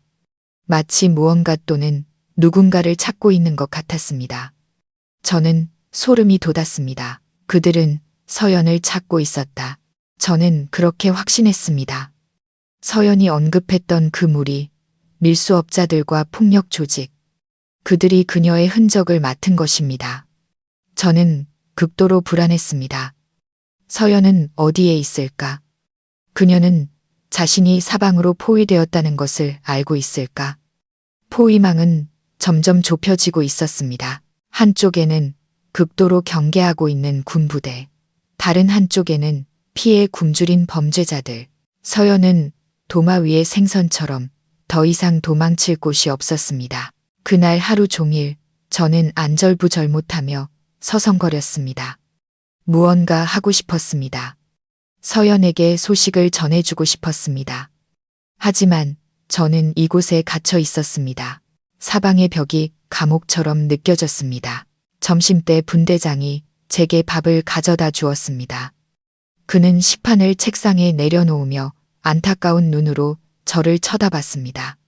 먹어, 태수야. 너무 생각 많이 하지 마. 분대장님, 바깥 상황은 어떻습니까? 잡힌 사람 있습니까? 저는 그의 팔을 붙잡고 물었습니다. 분대장은 한숨을 쉬며 고개를 저었습니다. 아직 아무도 못 잡았어. 그놈들 아주 교활해. 고양이 쥐 놀리듯 우리를 가지고 놀고 있어. 하지만 소문으로는 도에서 지원병력이 온다고 하더라. 이번 일, 보통 일이 아니야. 분대장님, 저를 믿으십니까? 저는 그의 눈을 똑바로 쳐다봤습니다. 분대장은 잠시 침묵하더니 제 어깨를 툭 쳤습니다. 나는 너를 믿는다. 너는 내 부하고 나는 내 성격을 알아. 하지만 증거가 너무 명백해서 나도 너를 변호해 주기가 어렵다. 솔직하게 다 털어놓는 게 좋을 거야. 그래야 선처를 받을 수 있을지도 몰라. 그는 그렇게 말하고는 등을 돌려나갔습니다. 저는 차갑게 식은 식판과 함께 홀로 남았습니다. 밥을 한 숟가락 입에 넣었지만 마치 마른 지푸라기를 씹는 것처럼 썼습니다. 동료들의 신뢰, 군 생활에서 가장 소중했던 그것이 이제는 연기처럼 희미해져 가고 있었습니다. 늦은 오후, 저는 부대 연병장으로 들어서는 지프차 소리를 들었습니다. 낯선 차량이었습니다. 군용 번호판이었지만 이상한 기호가 추가되어 있었습니다. 사복 차림의 두 남자가 차에서 내려 지휘 통제실로 직행했습니다. 그들은 검은 가죽 서류 가방을 들고 있었고 표정은 심각했습니다. 심장이 덜컥 내려앉았습니다. 보안사 요원들이 온 것입니다. 제 사건은 이제 부대의 권한을 넘어섰습니다. 이제 저는 공식적으로 특별 수사 대상이 된 것입니다. 하늘의 그물은 넓다고 하지만 지금 저를 둘러싼 사람들의 그물은 그보다 훨씬 더 무서웠습니다. 저는 정치지도원실로 끌려갔습니다. 평소 정치교육과 사상학습을 하던 익숙한 공간이 갑자기 신문실처럼 차갑고 무섭게 느껴졌습니다. 책상 뒤에는 오후에 봤던 낯선 두 남자가 앉아 있었습니다. 한 명은 중년으로 희끗희끗한 머리에 흰 안경을 썼습니다. 얼굴은 온화해 보였지만 눈빛은 수술칼처럼 차가웠습니다. 다른 한 명은 더 젊고 건장했으며 네모난 얼굴에 계속 수첩에 무언가를 기록하고 있었습니다. 김대위님과 정치지도원님은 긴장된 표정으로 옆 의자에 앉아 있었습니다. 앉아. 중년 남자가 맞은편 나무 의자를 가리켰습니다. 저는 조심스럽게 앉았습니다. 두 손은 무릎 위에 올리고 군 규율에 맞게 등을 꼿꼿이 세웠습니다. 나는 보안사령부의 민소령이다. 그가 짧게 자신을 소개했습니다. 그리고 이쪽은 이대위다. 우리는 자네와 관련된 몇 가지 문제를 명확히 하기 위해 파견되었다. 민소령은 제 쪽으로 두꺼운 서류철을 밀었습니다. 저는 겉표지에 붉은 잉크로 쓰인 제 이름, 일병 박태수를 흘끗 보았습니다. 박일병. 우리는 자네의 신상 기록을 아주 면밀히 검토했다. 민소령은 평탄한 목소리로 시작했습니다. 3년간의 군 복무 동안 자네는 항상 임무를 완수했고 동료들의 신임을 받았으며 여러 차례 표창도 받았다. 가정 환경도 평범하다. 아버지는 상위 군인이고 어머니는 모범적인 농부시다. 그런 병사가 왜 문화재 밀수 사건에 연루되었나 보고합니다. 소령님. 저는 경위서에 쓴 대로 숲에서 주었을 뿐입니다. 저는 평정심을 유지하려 애쓰며 낡은 거짓말을 반복했습니다. 민소령은 씁쓸하게 웃으며 손가락으로 책상을 가볍게 두드렸습니다. 주었다고? 자네 그 옥패가 뭔지 알고 있나? 그건 조선시대 옥이야. 오조륜, 오자룬이 새겨진 오직 왕족만이 사용할 수 있었던 물건이지. 그런 물건이 자네가 주울 수 있도록 숲속에 굴러다닐 리가 없지. 게다가 정보 보고에 따르면 이런 종류의 옥은 보통상으로 존재한다고 하더군. 나머지 한 개는 어디에 있는지 알고 있나? 민소령의 질문은 제 심장을 꿰뚫었습니다. 그들은 제가 생각했던 것보다 훨씬 더 많은 것을 알고 있었습니다. 그것이 쌍으로 존재한다는 것까지 모릅니다. 저는 고개를 세차게 저었습니다. 박일병. 젊은 이 대위가 더 날카로운 목소리로 말했습니다. 우리는 자네와 숨바꼭질할 시간이 없어. 이 사건은 국가 안보와 관련된 문제다. 만약 계속 완강히 부인한다면 우리는 강제적인 수단을 사용할 수밖에 없다. 그렇게 되면 자네의 미래뿐만 아니라 고향에 계신 자네 가족에게도 영향이 갈 거다. 늙으신 부모님이 범죄자인 아들 때문에 망신당하는 걸 원하나? 부모님 이야기에 가슴이 미어졌습니다. 눈물이 핑 돌았습니다. 저는 효자였습니다. 부모님 마음을 아프게 한 적이 한 번도 없었습니다. 그런데 이제 순간의 선행 때문에 온 가족을 비극으로 몰아넣게 된 걸까요? 자네에게 마지막 기회를 주겠다. 민소령이 목소리를 낮추었습니다. 그의 말투는 한결 부드러워졌습니다. 회유와 협박을 동시에 하는 수법이었습니다. 솔직하게 말해. 지난 섣달 그 쉰날 자네는 어디서 뭘 했나? 왜 휴식 시간에 자주 자리를 비웠지? 누가 자네에게 그 옥패를 줬나? 그들은 제가 서연을 돌봐주던 그 기간을 정확히 짚어냈습니다. 분명히 제 생활 패턴을 면밀히 조사한 것이었습니다. 저는 더 이상 부인할 수 없다는 것을 알았습니다. 하지만 만약 서연의 존재를 밝힌다면 저는 비겁한 배신자가 될 것입니다. 저는 입술을 피가 나도록 깨물며 침묵했습니다. 박일병, 대답해. 김대위님의 고함 소리에 저는 움찔했습니다. 저는 고개를 들고 민소령의 눈을 똑바로 쳐다봤습니다. 보고합니다, 소령님. 저는 어떤 징계든 받겠습니다. 하지만 저는 밀수도 하지 않았고 국가에 해를 끼치는 어떤 짓도 하지 않았습니다. 그리고 그 옥패는 정말로 제가 주운 것입니다. 군인의 명예를 걸고 맹세합니다. 민소령은 한참 동안 저를 쳐다봤습니다. 그의 눈빛은 제 마음속을 꿰뚫어 보려는 듯 했습니다. 마침내 그는 한숨을 쉬며 서류철을 덮었습니다. 좋다. 만약 자네가 끝까지 침묵을 지키고 싶다면 그렇게 해라. 하지만 이것만은 알아둬라. 침묵은 때때로 범죄에 대한 동조가 될 수 있다는 것을. 그는 김대위님을 돌아봤습니다. 박일병을 영창으로 데려가 완전히 격리 조치해. 내일 아침 우리는 그를 사단으로 이송하여 계속 조사하겠다. 2명의 위병이 들어와 저를 끌고 갔습니다. 저는 비틀거리며 방을 나섰습니다. 머릿속이 엉망이었습니다.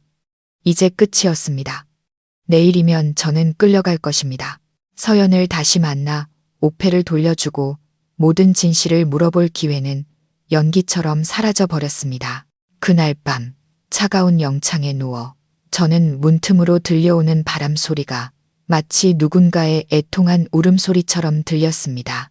집이 그리웠고 어머니가 그리웠고 서연이라는 이름의 그 여자의 슬픈 눈빛이 그리웠습니다. 저는 제 희생이 과연 가치가 있는 것인지 자문했습니다. 다음 날 아침 저는 이송되기 전에 내무반으로 돌아가 개인 물품을 정리하는 것을 허락받았습니다. 분대 안의 분위기는 이상하리만치 무거웠습니다. 모두들 저를 피했고 각자 자기 일을 했지만 모든 동작이 어색하고 부자연스러웠습니다. 취사병이 밥상을 들고 왔습니다. 저를 위한 조촐한 송별회라고 했습니다. 밥상에는 돼지고기 수육이 있었습니다. 1년의 설날에나 한 번 먹을 수 있는 귀한 음식이었습니다. 고기 냄새가 코를 찔렀지만 저는 전혀 배고프지 않았습니다. 김 대위님도 분대원들과 함께 식사하러 내려왔습니다. 그는 상석에 앉아 있었습니다. 그의 얼굴에는 걱정으로 인한 주름이 깊게 패어 있었습니다. 그는 제게 살코기 한 점을 집어주며 슬픈 목소리로 말했습니다. 먹어라, 태수야. 사회에 나가면 이렇게 맛있는 돼지고기를 먹을 기회가 없을지도 모르지. 그의 말은 마치 영원히 떠나는 사람을 배웅하는 말처럼 들렸습니다. 저는 떨리는 손으로 밥그릇을 들었습니다. 밥을 입에 쑤셔 넣으며 목에 걸린 덩어리를 억지로 삼켰습니다. 중대장님, 죄송합니다. 제가 작은 목소리로 말했습니다. 김 대위님은 젓가락을 내려놓고 엄격하면서도 동정심 어린 눈으로 저를 쳐다봤습니다. 나에게 사과할 필요 없다. 너 자신에게 그리고 내 가족에게 사과해야지. 나는 너에게 큰 기대를 걸었었다. 태수야. 너는 재능 있는 훌륭한 군인이었다. 이번에 네가 제대하면 부사관 학교에 추천할 생각이었다. 그런데 이렇게 되다니. 그는 말을 잇지 못하고 깊은 한숨을 내쉬었습니다. 지휘관의 한숨 소리는 수천 대의 채찍보다 더 제 마음을 아프게 했습니다. 너는 착한 놈이야. 나도 안다. 김 대위님은 계속했습니다. 목소리는 마치 비밀 이야기를 하듯 낮아졌습니다. 하지만 잘못된 곳에 베푼 선행은 자신을 죽일 수도 있고 동료들까지 죽일 수도 있다. 이 국경 지역에서는 흑과 백이 뒤섞여 있고 선과 악의 경계가 아주 희미하다. 너는 아직 너무 젊어서 그걸 다 이해하지 못할 거다. 저는 고개를 숙였습니다. 눈물이 밥그릇 위로 뚝뚝 떨어졌습니다. 저는 후회와 굴욕감 그리고 제 자신의 무력감 때문에 울었습니다. 어쨌든 이미 벌어진 일이다. 김 대위님이 일어나 제 어깨를 툭 쳤습니다. 사단에 가면 묻는 말에 그대로 대답해라. 솔직함이 유일한 살 길이다. 어리석게 누군가를 감싸주지 마라. 내 인생 전부를 희생할 만큼 가치 있는 사람은 없다. 그는 식당을 나섰습니다. 그의 뒷모습은 책임감의 무게에 짓눌려 약간 구부정해 보였습니다. 그때서야 분대원들이 조심스럽게 제게 다가왔습니다. 야, 그만 울어. 태수야. 동혁이가 코를 훌쩍이며 말했습니다. 나는 네가 그런 짓을 할 놈이 아니라고 믿는다. 거기 가서도 건강 잘 챙겨. 이거 가는 길에 먹어. 상철이가 제 손에 건빵 몇 봉지를 쥐어주었습니다. 무슨 일 있으면 꼭 편지해. 저는 익숙한 얼굴들을 보았습니다. 지난 3년간 동고동락했던 형제들. 이제 저는 죄인의 모습으로 그들을 떠나야만 했습니다. 송별회는 침묵 속에서 끝났습니다. 저는 군장을 어깨에 메고 대기 중이던 K111 트럭으로 걸어갔습니다. 개머리판을 접은 K2 소총을 든 2명의 위병이 차문 양옆에 무표정하게 서 있었습니다. 저는 짐칸에 올라타 가운데에 앉았습니다. 차가 시동을 걸고 덜컹거리며 움직이기 시작했습니다. 저는 마지막으로 부대 정문을 돌아봤습니다. 태극기는 여전히 차가운 바람 속에서 펄럭이고 있었습니다. 안녕, 강원도. 안녕, 나의 청춘. 안녕, 나의 미완의 꿈. 차는 구불구불한 산길을 달렸습니다. 짙은 안개가 사방을 뒤덮고 있었습니다. 저는 조용히 앉아 희뿌연 안개 너머를 멍하니 바라봤습니다. 사단 본부에서 무엇이 저를 기다리고 있을지 알 수 없었습니다. 군사 재판, 차가운 감옥, 아니면 곧 드러날 끔찍한 진실. K111 트럭은 울퉁불퉁한 돌길 위에서 길들여지지 않은 말처럼 위아래로 솟구쳤습니다. 심한 흔들림에 속이 뒤집히는 것 같았지만 멀미를 신경 쓸 겨를이 없었습니다. 김 대위님은 조수석에 앉아 조용히 담배를 피우고 있었습니다. 담배 연기가 뒤로 날아와 제 얼굴을 맵게 만들었습니다. 차에 탄 이후로 그는 제게 한마디도 하지 않았습니다. 그의 침묵은 차 안의 공기를 더욱 무겁게 만들었습니다. 저는 그의 넓은 등을 보며 용기를 내어 물었습니다. 중대장님, 저는 체포되는 겁니까? 김대위님은 뒤를 돌아보며 긴 담배 연기를 내뿜었습니다. 체포라니? 너는 수사 협조를 위해 소환되는 거다. 하지만 왜 하필 지금입니까? 제가 막 제대하려는 이 시점의 말입니다. 이 시점이 결정적이기 때문이다. 김 대위님은 의미심장한 목소리로 대답했습니다. 너는 범죄자가 아니다. 태수야. 적어도 지금 이 순간까지는 너는 이 사건의 열쇠다. 열쇠 말입니까? 저는 어리둥절했습니다. 그렇다. 김 대위님은 잿더리에 담배를 비벼 껐습니다. 너는 그 여우와 접촉하고도 아직 살아남았고 그녀에게 매수되지 않은 유일한 사람이다. 여우라니요? 혹시 서연 씨를 말씀하시는 겁니까? 저는 무심코 말했습니다. 김 대위님은 가볍게 고개를 끄덕였습니다. 이름이 서연이었나? 이름은 예쁘군. 하지만 그 여자는 예측할 수 없을 정도로 위험한 인물이야. 그녀가 누군지 알고 있나? 저는 고개를 저었습니다. 도착하면 알게 될 거다. 이것 하나만 기억해라.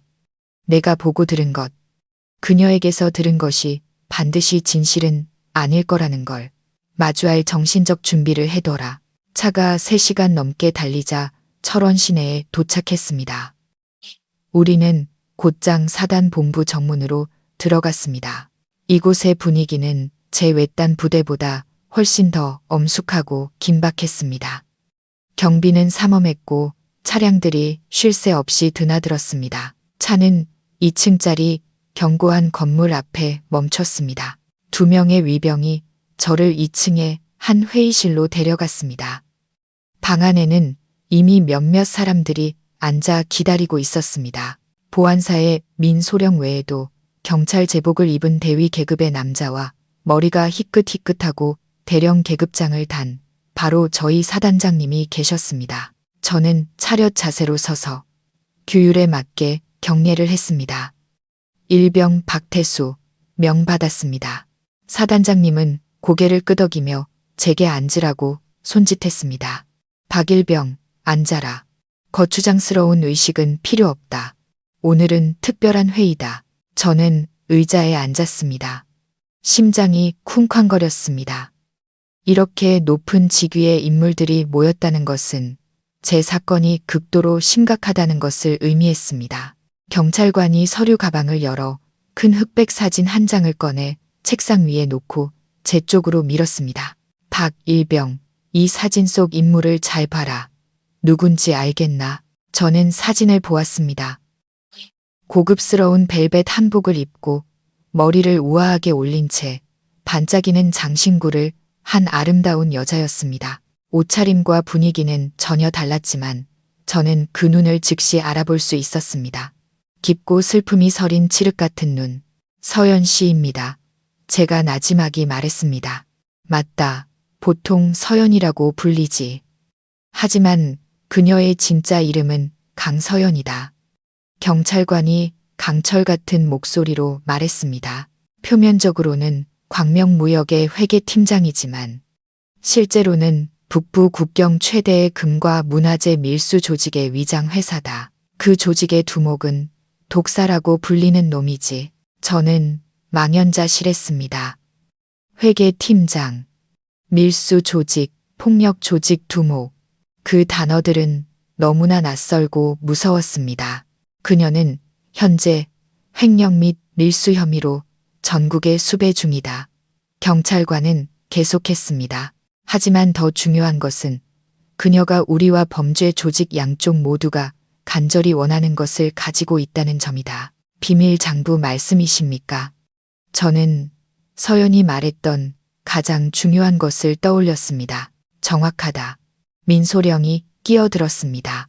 그 장부에는 모든 불법 활동, 뇌물을 받은 부패한 관리들의 명단, 그리고 이 조직의 모든 자금 흐름이 기록되어 있다. 독사 일당을 뿌리 뽑을 수 있는 결정적인 증거지.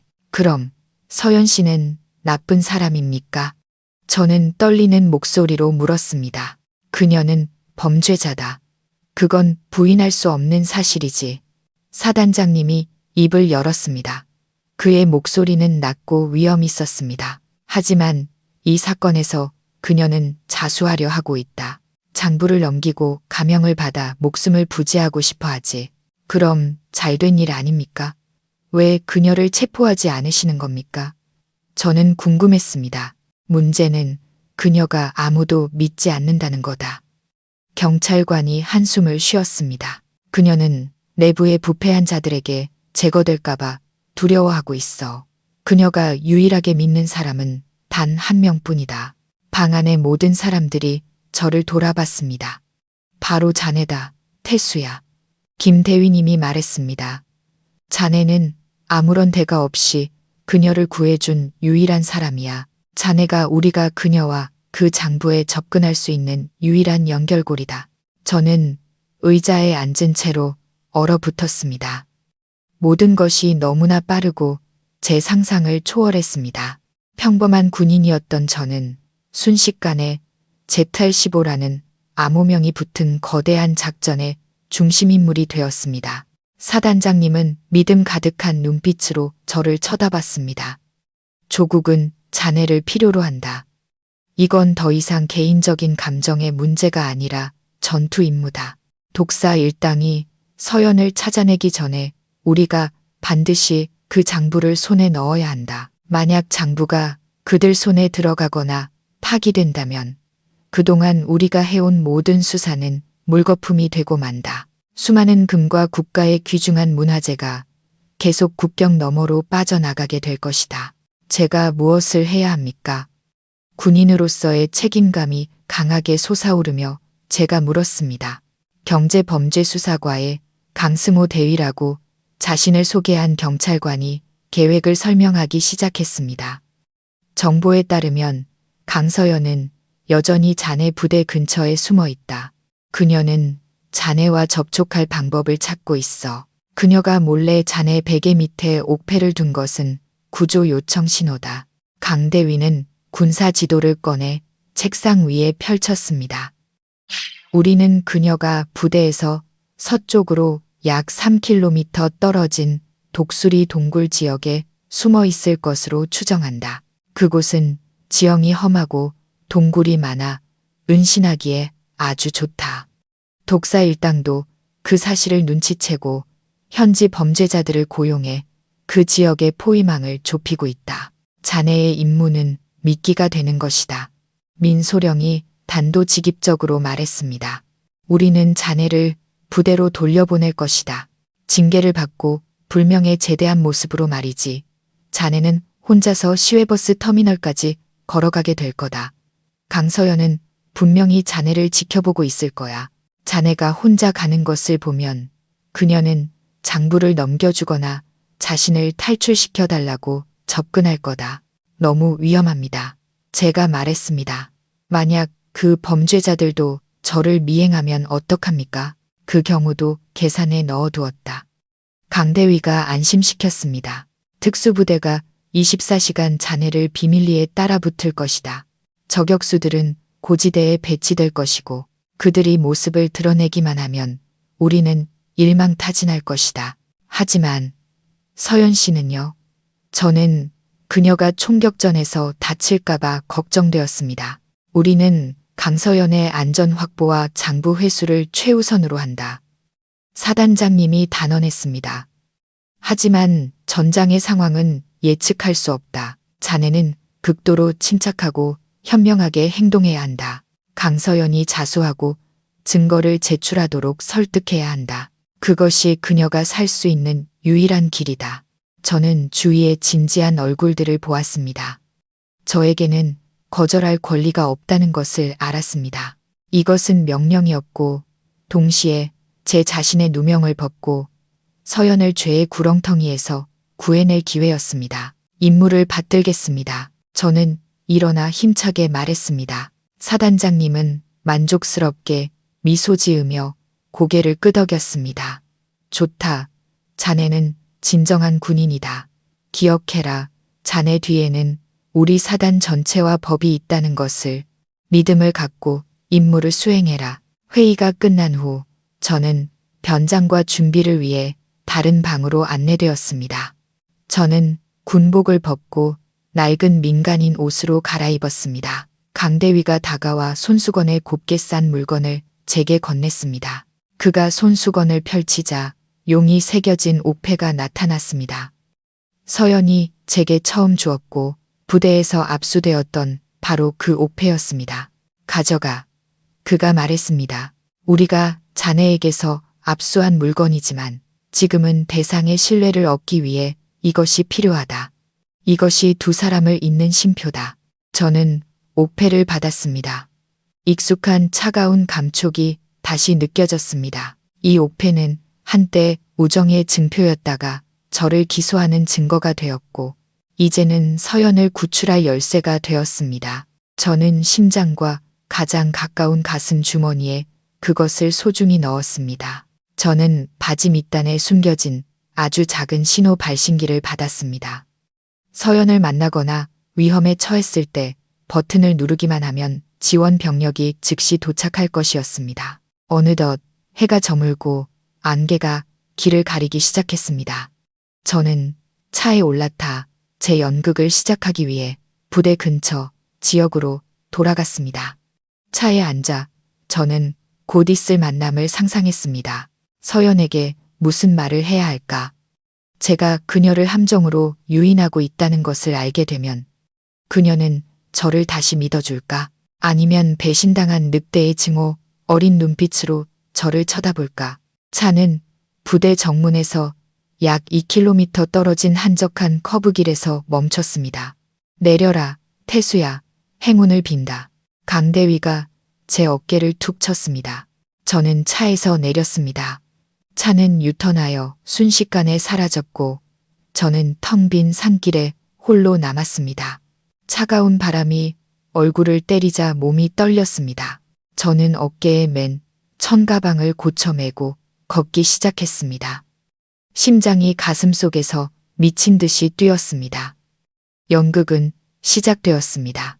저는 미끼였고 동시에 사냥꾼이었습니다. 어두운 숲속에서 보이지 않는 눈들이 제 발걸음 하나하나를 지켜보고 있었습니다. 제 인생에서 가장 치열한 심리전과 힘겨루기가 공식적으로 막을 올렸습니다. 저는 자갈 가득한 오솔길을 걸으며 마치 호랑이 굴로 들어가는 듯한 기분을 느꼈습니다.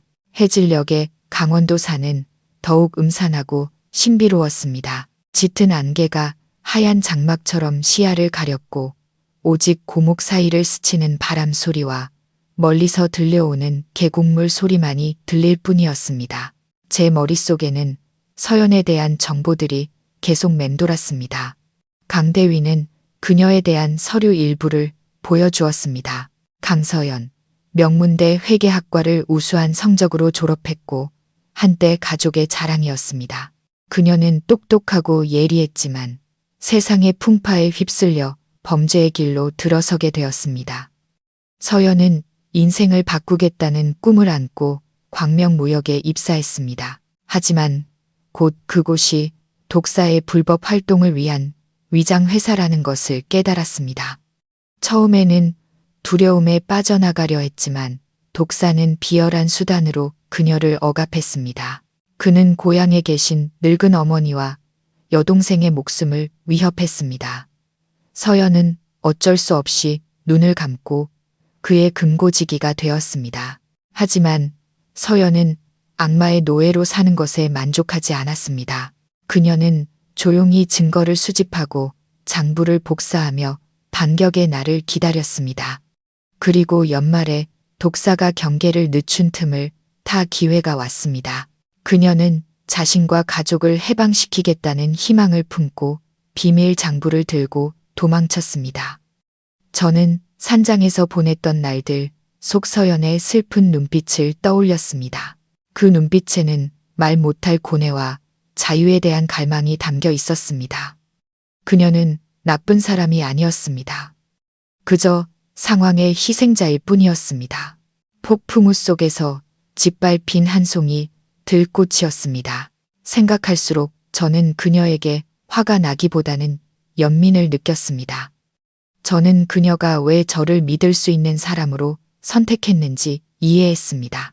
온갖 속임수와 배신이 난무하는 세상 속에서 저 같은 평범한 군인의 순수한 구조 행위는 아마도 그녀의 마음을 데워준 유일한 빛이었을 것입니다. 갑자기 아주 희미하게 마른 나뭇잎이 바스락거리는 소리가 들렸습니다. 바람 소리가 아니었습니다. 누군가 저를 따라오고 있었습니다.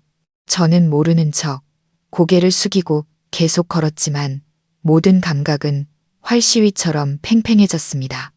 손을 바지 주머니에 넣어 신호 발신기 버튼을 가볍게 만졌습니다. 발소리는 점점 더 가까워졌습니다. 한 사람이 아니었습니다. 길 양쪽 덤불 속에서 적어도 서너 명이 저와 나란히 움직이고 있다는 것을 느낄 수 있었습니다. 그들은 거의 소리를 내지 않고 매우 능숙하게 움직였습니다. 산악지형에 익숙한 전문가들이라는 증거였습니다. 서연일까? 아니면 독사의 부하들일까? 저는 숨을 고르게 쉬려고 노력했습니다. 만약 서연이라면 그녀는 신호를 보낼 것입니다. 만약 부하들이라면 그들은 기습 공격을 할 것입니다. 저는 극도로 조심해야 했습니다.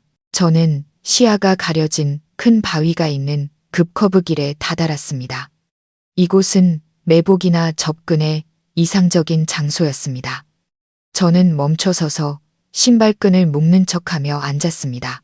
즉시 덤불 속의 소리가 부섰고 공간은 무서운 정적에 휩싸였습니다. 저는 곁눈질로 주위를 살폈습니다. 왼쪽에서 나뭇가지 하나가 희미하게 흔들렸고 오른쪽에서 검은 그림자가 스쳐 지나갔습니다. 그들이 포위망을 좁히고 있었습니다. 저는 일어나 심호흡을 하며 평정을 찾았습니다. 도망칠 수도 무장한 집단에 저항할 수도 없다는 것을 알았습니다. 유일한 희망은 뒤에서 비밀리에 따라오고 있는 특수부대뿐이었습니다. 저는 계속 걸었지만 이번에는 일부러 천천히 걸으며 상대방에게 행동할 기회를 주었습니다. 그들이 누구인지 보고 싶었습니다. 약 1km 더 걸어가자 독수리 동굴 지역에 가까워졌습니다. 이곳은 지형이 험하고 절벽이 솟아있으며 동굴이 얽혀 있었습니다. 안개는 더욱 짙어져 시야는 몇 미터에 불과했습니다. 갑자기 길가의 바위 틈에서 쉰 목소리가 들려왔습니다. 뒤돌아보지 마. 그대로 서. 저는 깜짝 놀라 그 자리에 멈춰 섰습니다. 이 목소리는 바로 알아챌 수 있었습니다. 서연이었습니다. 하지만 그녀의 목소리는 너무나 약하고 떨리고 있었습니다. 서연 씨, 맞아요. 저는 감정을 억누르며 작게 물었습니다. 쉿, 조용히 해요. 서연이 속삭였습니다. 그놈들이 아주 가까이 있어요. 저는 동상처럼 굳어 앞만 바라보며 귀를 기울였습니다. 당신이 위험에 처한 거 알아요. 내가 도우러 왔어요. 정말 바보 같네요. 왜 다시 돌아왔어요? 서연은 책망했지만 목소리에는 울음이 섞여 있었습니다. 부대에서 쫓겨난 거예요. 이야기가 길어요. 제가 대답했습니다. 중요한 건 지금 당신이 나를 믿어야 한다는 거예요.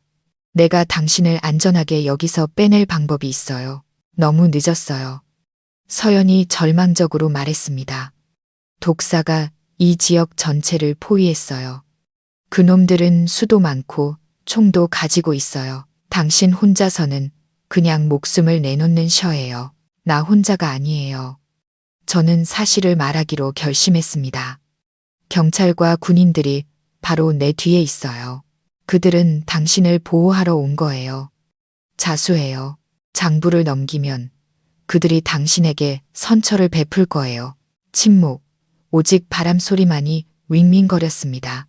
저는 서연이 저를 믿지 않고 제가 그녀를 배신했다고 생각할까봐 두려웠습니다. 서연 씨, 저는 간절히 불렀습니다. 당신이 나를 유일하게 믿는 사람이라고 했잖아요. 이번 한 번만 더 나를 믿어줘요. 난 절대 당신을 해치지 않아요. 이게 당신이 살 수 있는 유일한 기회예요. 잠시 후 바위 뒤에서 가벼운 발소리가 들려왔습니다. 저는 천천히 돌아섰습니다. 서연이 저에게서 불과 몇 걸음 떨어진 곳에 서 있었습니다. 저는 그녀를 거의 알아보지 못할 뻔했습니다. 서연은 너무나 초췌해져 있었습니다. 낡은 옷은 찢어지고 진흙으로 얼룩져 있었고 얼굴은 배숙했으며 입술은 터져 피가 맺혀 있었습니다. 하지만 그녀의 눈은 여전히 의지로 가득 차 반짝이고 있었습니다. 그녀의 손에는 검은 비닐봉지가 단단히 들려 있었습니다. 태수 씨, 그녀가 제 이름을 불렀습니다. 눈물이 흘러내렸습니다. 저는 그녀에게 달려가 부축하고 싶었습니다. 하지만 서연이 손을 들어 막았습니다. 가까이 오지 마요. 위험해요. 바로 그때 하늘을 찢는 듯한 총성이 울렸습니다. 탕! 총알이 제 발밑 땅을 파헤치며 흙먼지를 일으켰습니다. 도망쳐요. 서연이 소리쳤습니다. 주변 덤불 속에서 수십 개의 검은 그림자가 튀어나왔습니다. 범죄자들이었습니다. 그들은 검은 옷을 입고 머리에는 수건을 둘렀으며 손에는 사냥용 총과 마체테를 들고 있었습니다. 그들은 야만적인 함성을 지르며 굶주린 늑대떼처럼 우리를 향해 달려들었습니다. 저는 생각할 겨를도 없이 서연의 손을 잡고 숲 가장자리로 그녀를 끌고 달렸습니다. 빨리! 서연은 지쳐서 절뚝거리며 숨을 헐떡였습니다. 저는 그녀의 겨드랑이를 부축하며 필사적으로 달렸습니다. 등 뒤에서 총성이 계속 울렸고 총알이 귓가를 스치는 소리가 등골을 오싹하게 했습니다. 얼마 못 가 우리는 길이 막혔습니다. 얼굴에 흉터가 가득한 거구의 남자가 길을 막고 서 있었습니다. 그는 권총을 들고 누런 이를 드러내며 비웃었습니다. 어디로 도망가시나 내 손에서 벗어날 수 없다고 했을 텐데. 독사. 바로 그놈이었습니다. 독사는 서연의 머리에 총구를 겨눴습니다.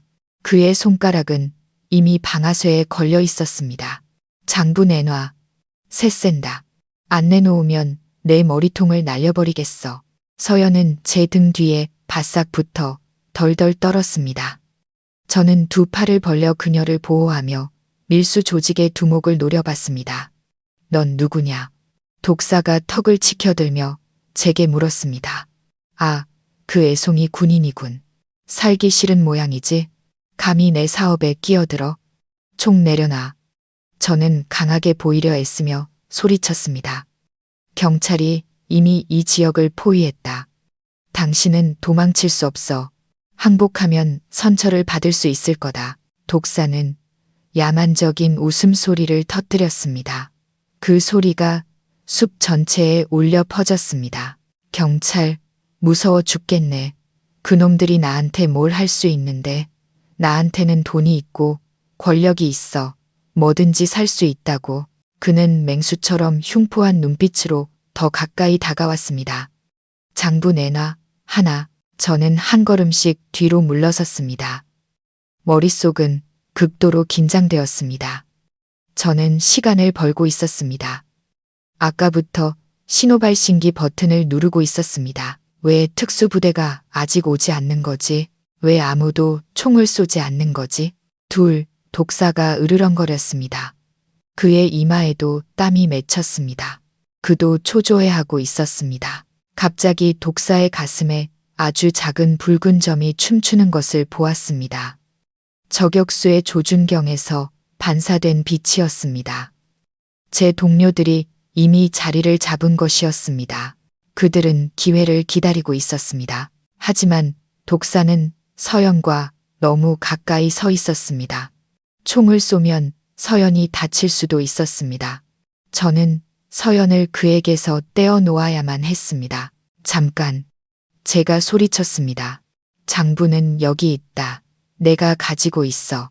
저는 옷 속에 손을 넣어 마치 장부를 꺼내는 척했습니다. 독사는 멈칫했습니다. 그의 탐욕스러운 시선이 서연에게서 제게로 옮겨왔습니다. 내가 가지고 있다고. 이리 던져. 빨리. 내가 주면 그녀를 보내줘야 한다. 저는 조건을 걸었습니다. 약속하지. 던져. 독사가 재촉했습니다. 저는 주머니에서 용이 새겨진 옥패를 꺼냈습니다. 희미한 저녁 햇살 아래 녹색 옥패가 반짝였습니다. 여기 받아라. 저는 독사가 서 있는 곳에서 멀리 떨어진 오른쪽 덤불 쪽으로 옥패를 힘껏 던졌습니다. 능력 있으면 가서 주워. 독사는 당황했습니다. 그는 반사적으로 옥패를 쳐다봤습니다. 문화재 밀수업자의 탐욕스러운 본능이 강하게 솟아올랐습니다. 그가 망설인 1초, 그 1초면 충분했습니다. 엎드려 저는 소리치며 동시에 서연을 덮쳐 땅으로 넘어뜨렸습니다. 탕! 저격수의 총성이 날카롭게 울렸습니다. 독사는 고통스러운 비명을 질렀습니다. 총알이 그의 총을 쥔 팔을 관통했고 권총은 멀리 날아갔습니다. 피가 쏟아져 나왔습니다. 저놈들을 죽여. 독사가 고통 속에서 울부짖었습니다. 주변의 부하들이 일제히 총을 쏘기 시작했습니다. 탕, 탕, 타타타. 사냥용 총과 소총 소리가 숲 전체에 울려 퍼졌고 흙과 돌이 사방으로 튀었습니다. 저는 서연 위로 엎드려 제 몸으로 그녀를 위한 방패가 되었습니다. 즉시 숲 사방에서 확성기 소리가 우렁차게 울려 퍼졌습니다. 대한민국 경찰이다. 모두 총을 버려라. 너희는 완전히 포위됐다. 동시에 중무장한 수십 명의 특수부대원과 군인들이 덤불 속에서 튀어나왔습니다. 돌격! 하는 함성이 땅을 울렸고 격렬한 총격전이 벌어졌습니다. 범죄자들은 수가 많고 흉포했지만 조잡한 무기를 든 오합지졸에 불과했습니다. 정의 부대를 당해낼 수는 없었습니다. 그들은 금세 제압되었고 한 명씩 쓰러지거나 무기를 빼앗겼습니다. 독사는 중상을 입었음에도 불구하고 발버둥 쳤습니다. 그는 허리춤에서 단검을 뽑아 들고 막다른 골목에 몰린 자의 광기 어린 얼굴로 우리에게 달려들었습니다. 그는 우리를 끌고 같이 죽으려 했습니다. 저는 번쩍이는 칼날을 보았습니다.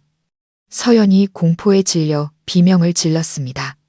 생각할 겨를도 없이 저는 일어나 독사에게 달려들었습니다. 온 힘을 다해 그의 배를 머리로 들이받았습니다.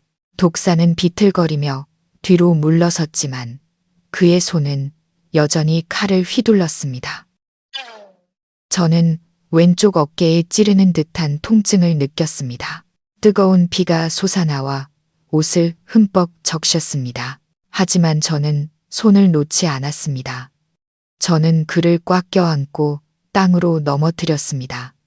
우리는 자갈 가득한 땅 위에서 뒹굴었습니다. 그는 황소처럼 힘이 셌고 고통 때문에 미쳐 날뛰고 있었습니다. 저는 거의 그에게서 떨어질 뻔했습니다. 이 애송이, 죽어라. 그가 으르렁거리며 다시 한번 칼을 찌르려 했습니다. 퍽, 개머리판이 독사의 뒤통수를 강타했습니다. 그는 눈을 희번덕거리며 몸이 흐물흐물해져 제 위로 쓰러졌습니다. 김대휘님이 살기 가득한 얼굴로 KO 권총을 든 채 서 있었습니다. 그는 독사의 단검을 멀리 걷어차고 다른 두 병사와 함께 달려들어 그에게 수갑을 채웠습니다. 태수야, 괜찮으냐? 김대휘님이 몸을 숙여 저를 일으켰습니다. 저는 피에 젖은 왼쪽 어깨를 부여잡고 찡그리며 웃었습니다. 괜찮습니다, 중대장님. 그냥 살짝 긁힌 겁니다. 그때 총소리는 거의 퇴섰습니다. 범죄자들은 모두 체포되었고 공기는 화약 냄새와 비릿한 피 냄새로 가득했습니다. 서연이 제게 달려왔습니다. 그녀의 얼굴은 핏기 하나 없었습니다. 그녀는 제 상처를 보고 울음을 터뜨렸습니다.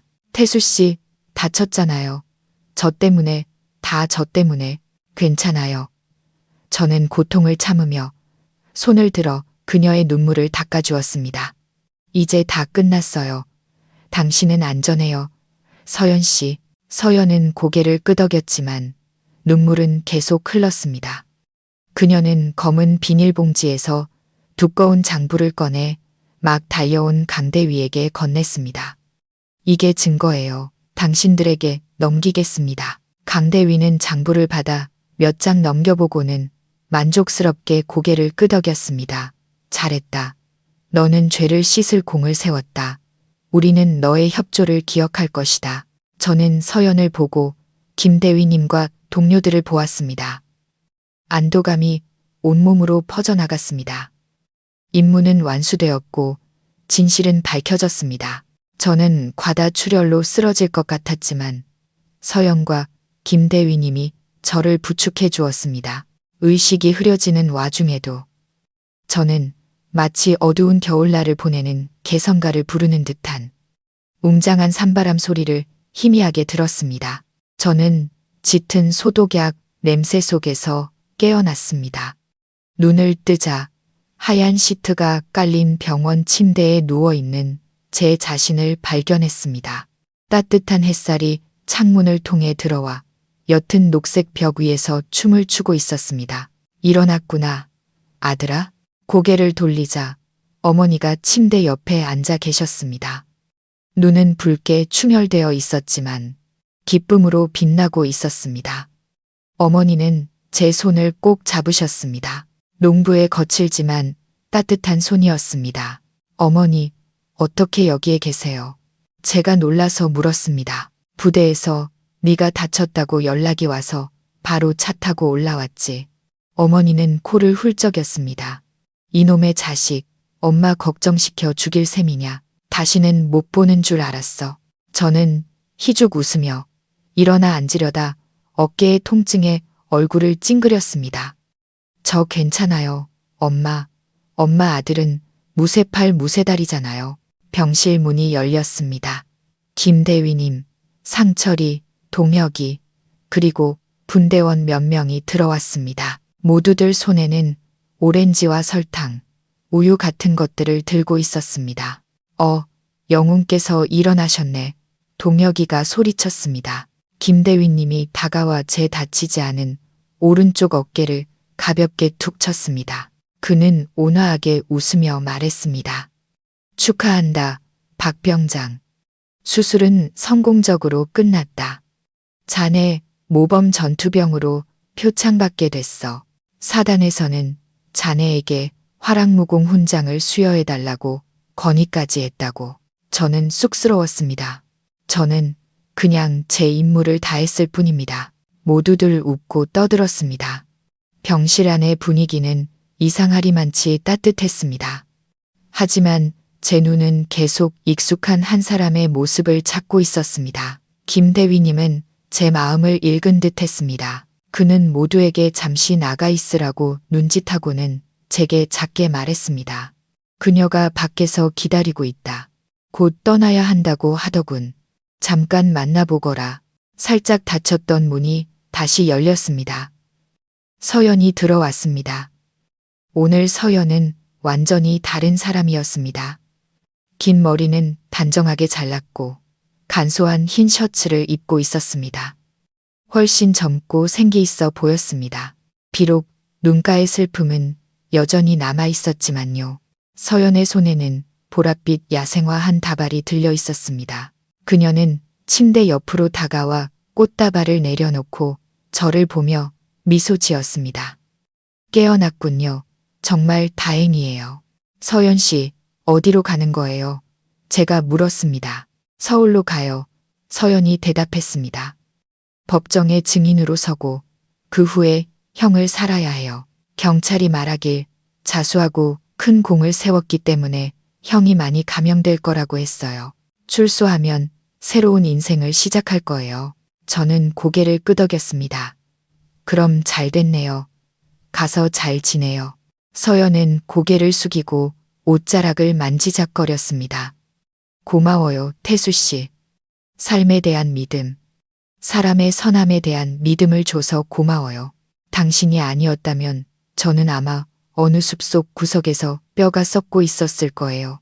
그녀는 가방에서 무언가를 꺼내 제 손에 쥐어주었습니다. 이건 돌려드릴게요. 그것은 용이 새겨진 옥패였습니다. 제가 독사의 시선을 돌리기 위해 던져버렸던 바로 그 옥패.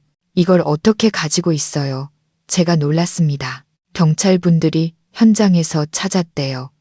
사건의 중요한 증거물이 아니라서 기념으로 간직해도 좋다고 허락해 주셨어요. 하지만 저는 이게 당신 것이라고 생각해요. 서연은 제 손을 잡고 옥패를 제 손바닥 위에 놓고는 제 손을 꼭 쥐었습니다. 가지고 있어요, 태수 씨. 한 친구의 기념품으로요. 저는 옥패를 보고 서연을 보았습니다. 형용할 수 없는 감정이 솟아올랐습니다. 슬프기도 하고 기쁘기도 하고 아쉽기도 했습니다. 안녕히 계세요, 태수 씨.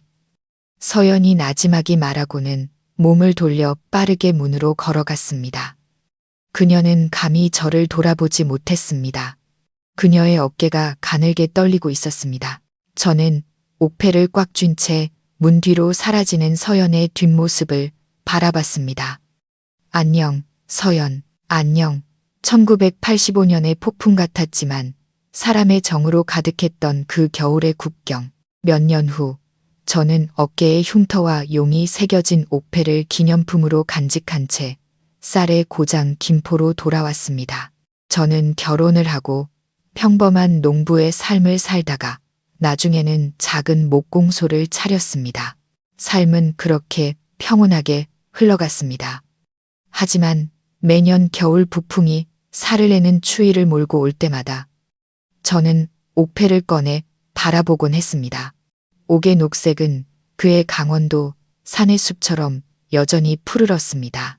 그리고 늙은 군인의 기억 속에서 슬픈 눈과 강인한 의지를 가졌던 서연이라는 이름의 그 여자의 모습은 여전히 선명하게 떠올랐습니다. 그것은 영웅적인 비밀이었고 조용하고 아름다운 짝사랑이었으며 제가 평생 안고 갈 이야기였습니다.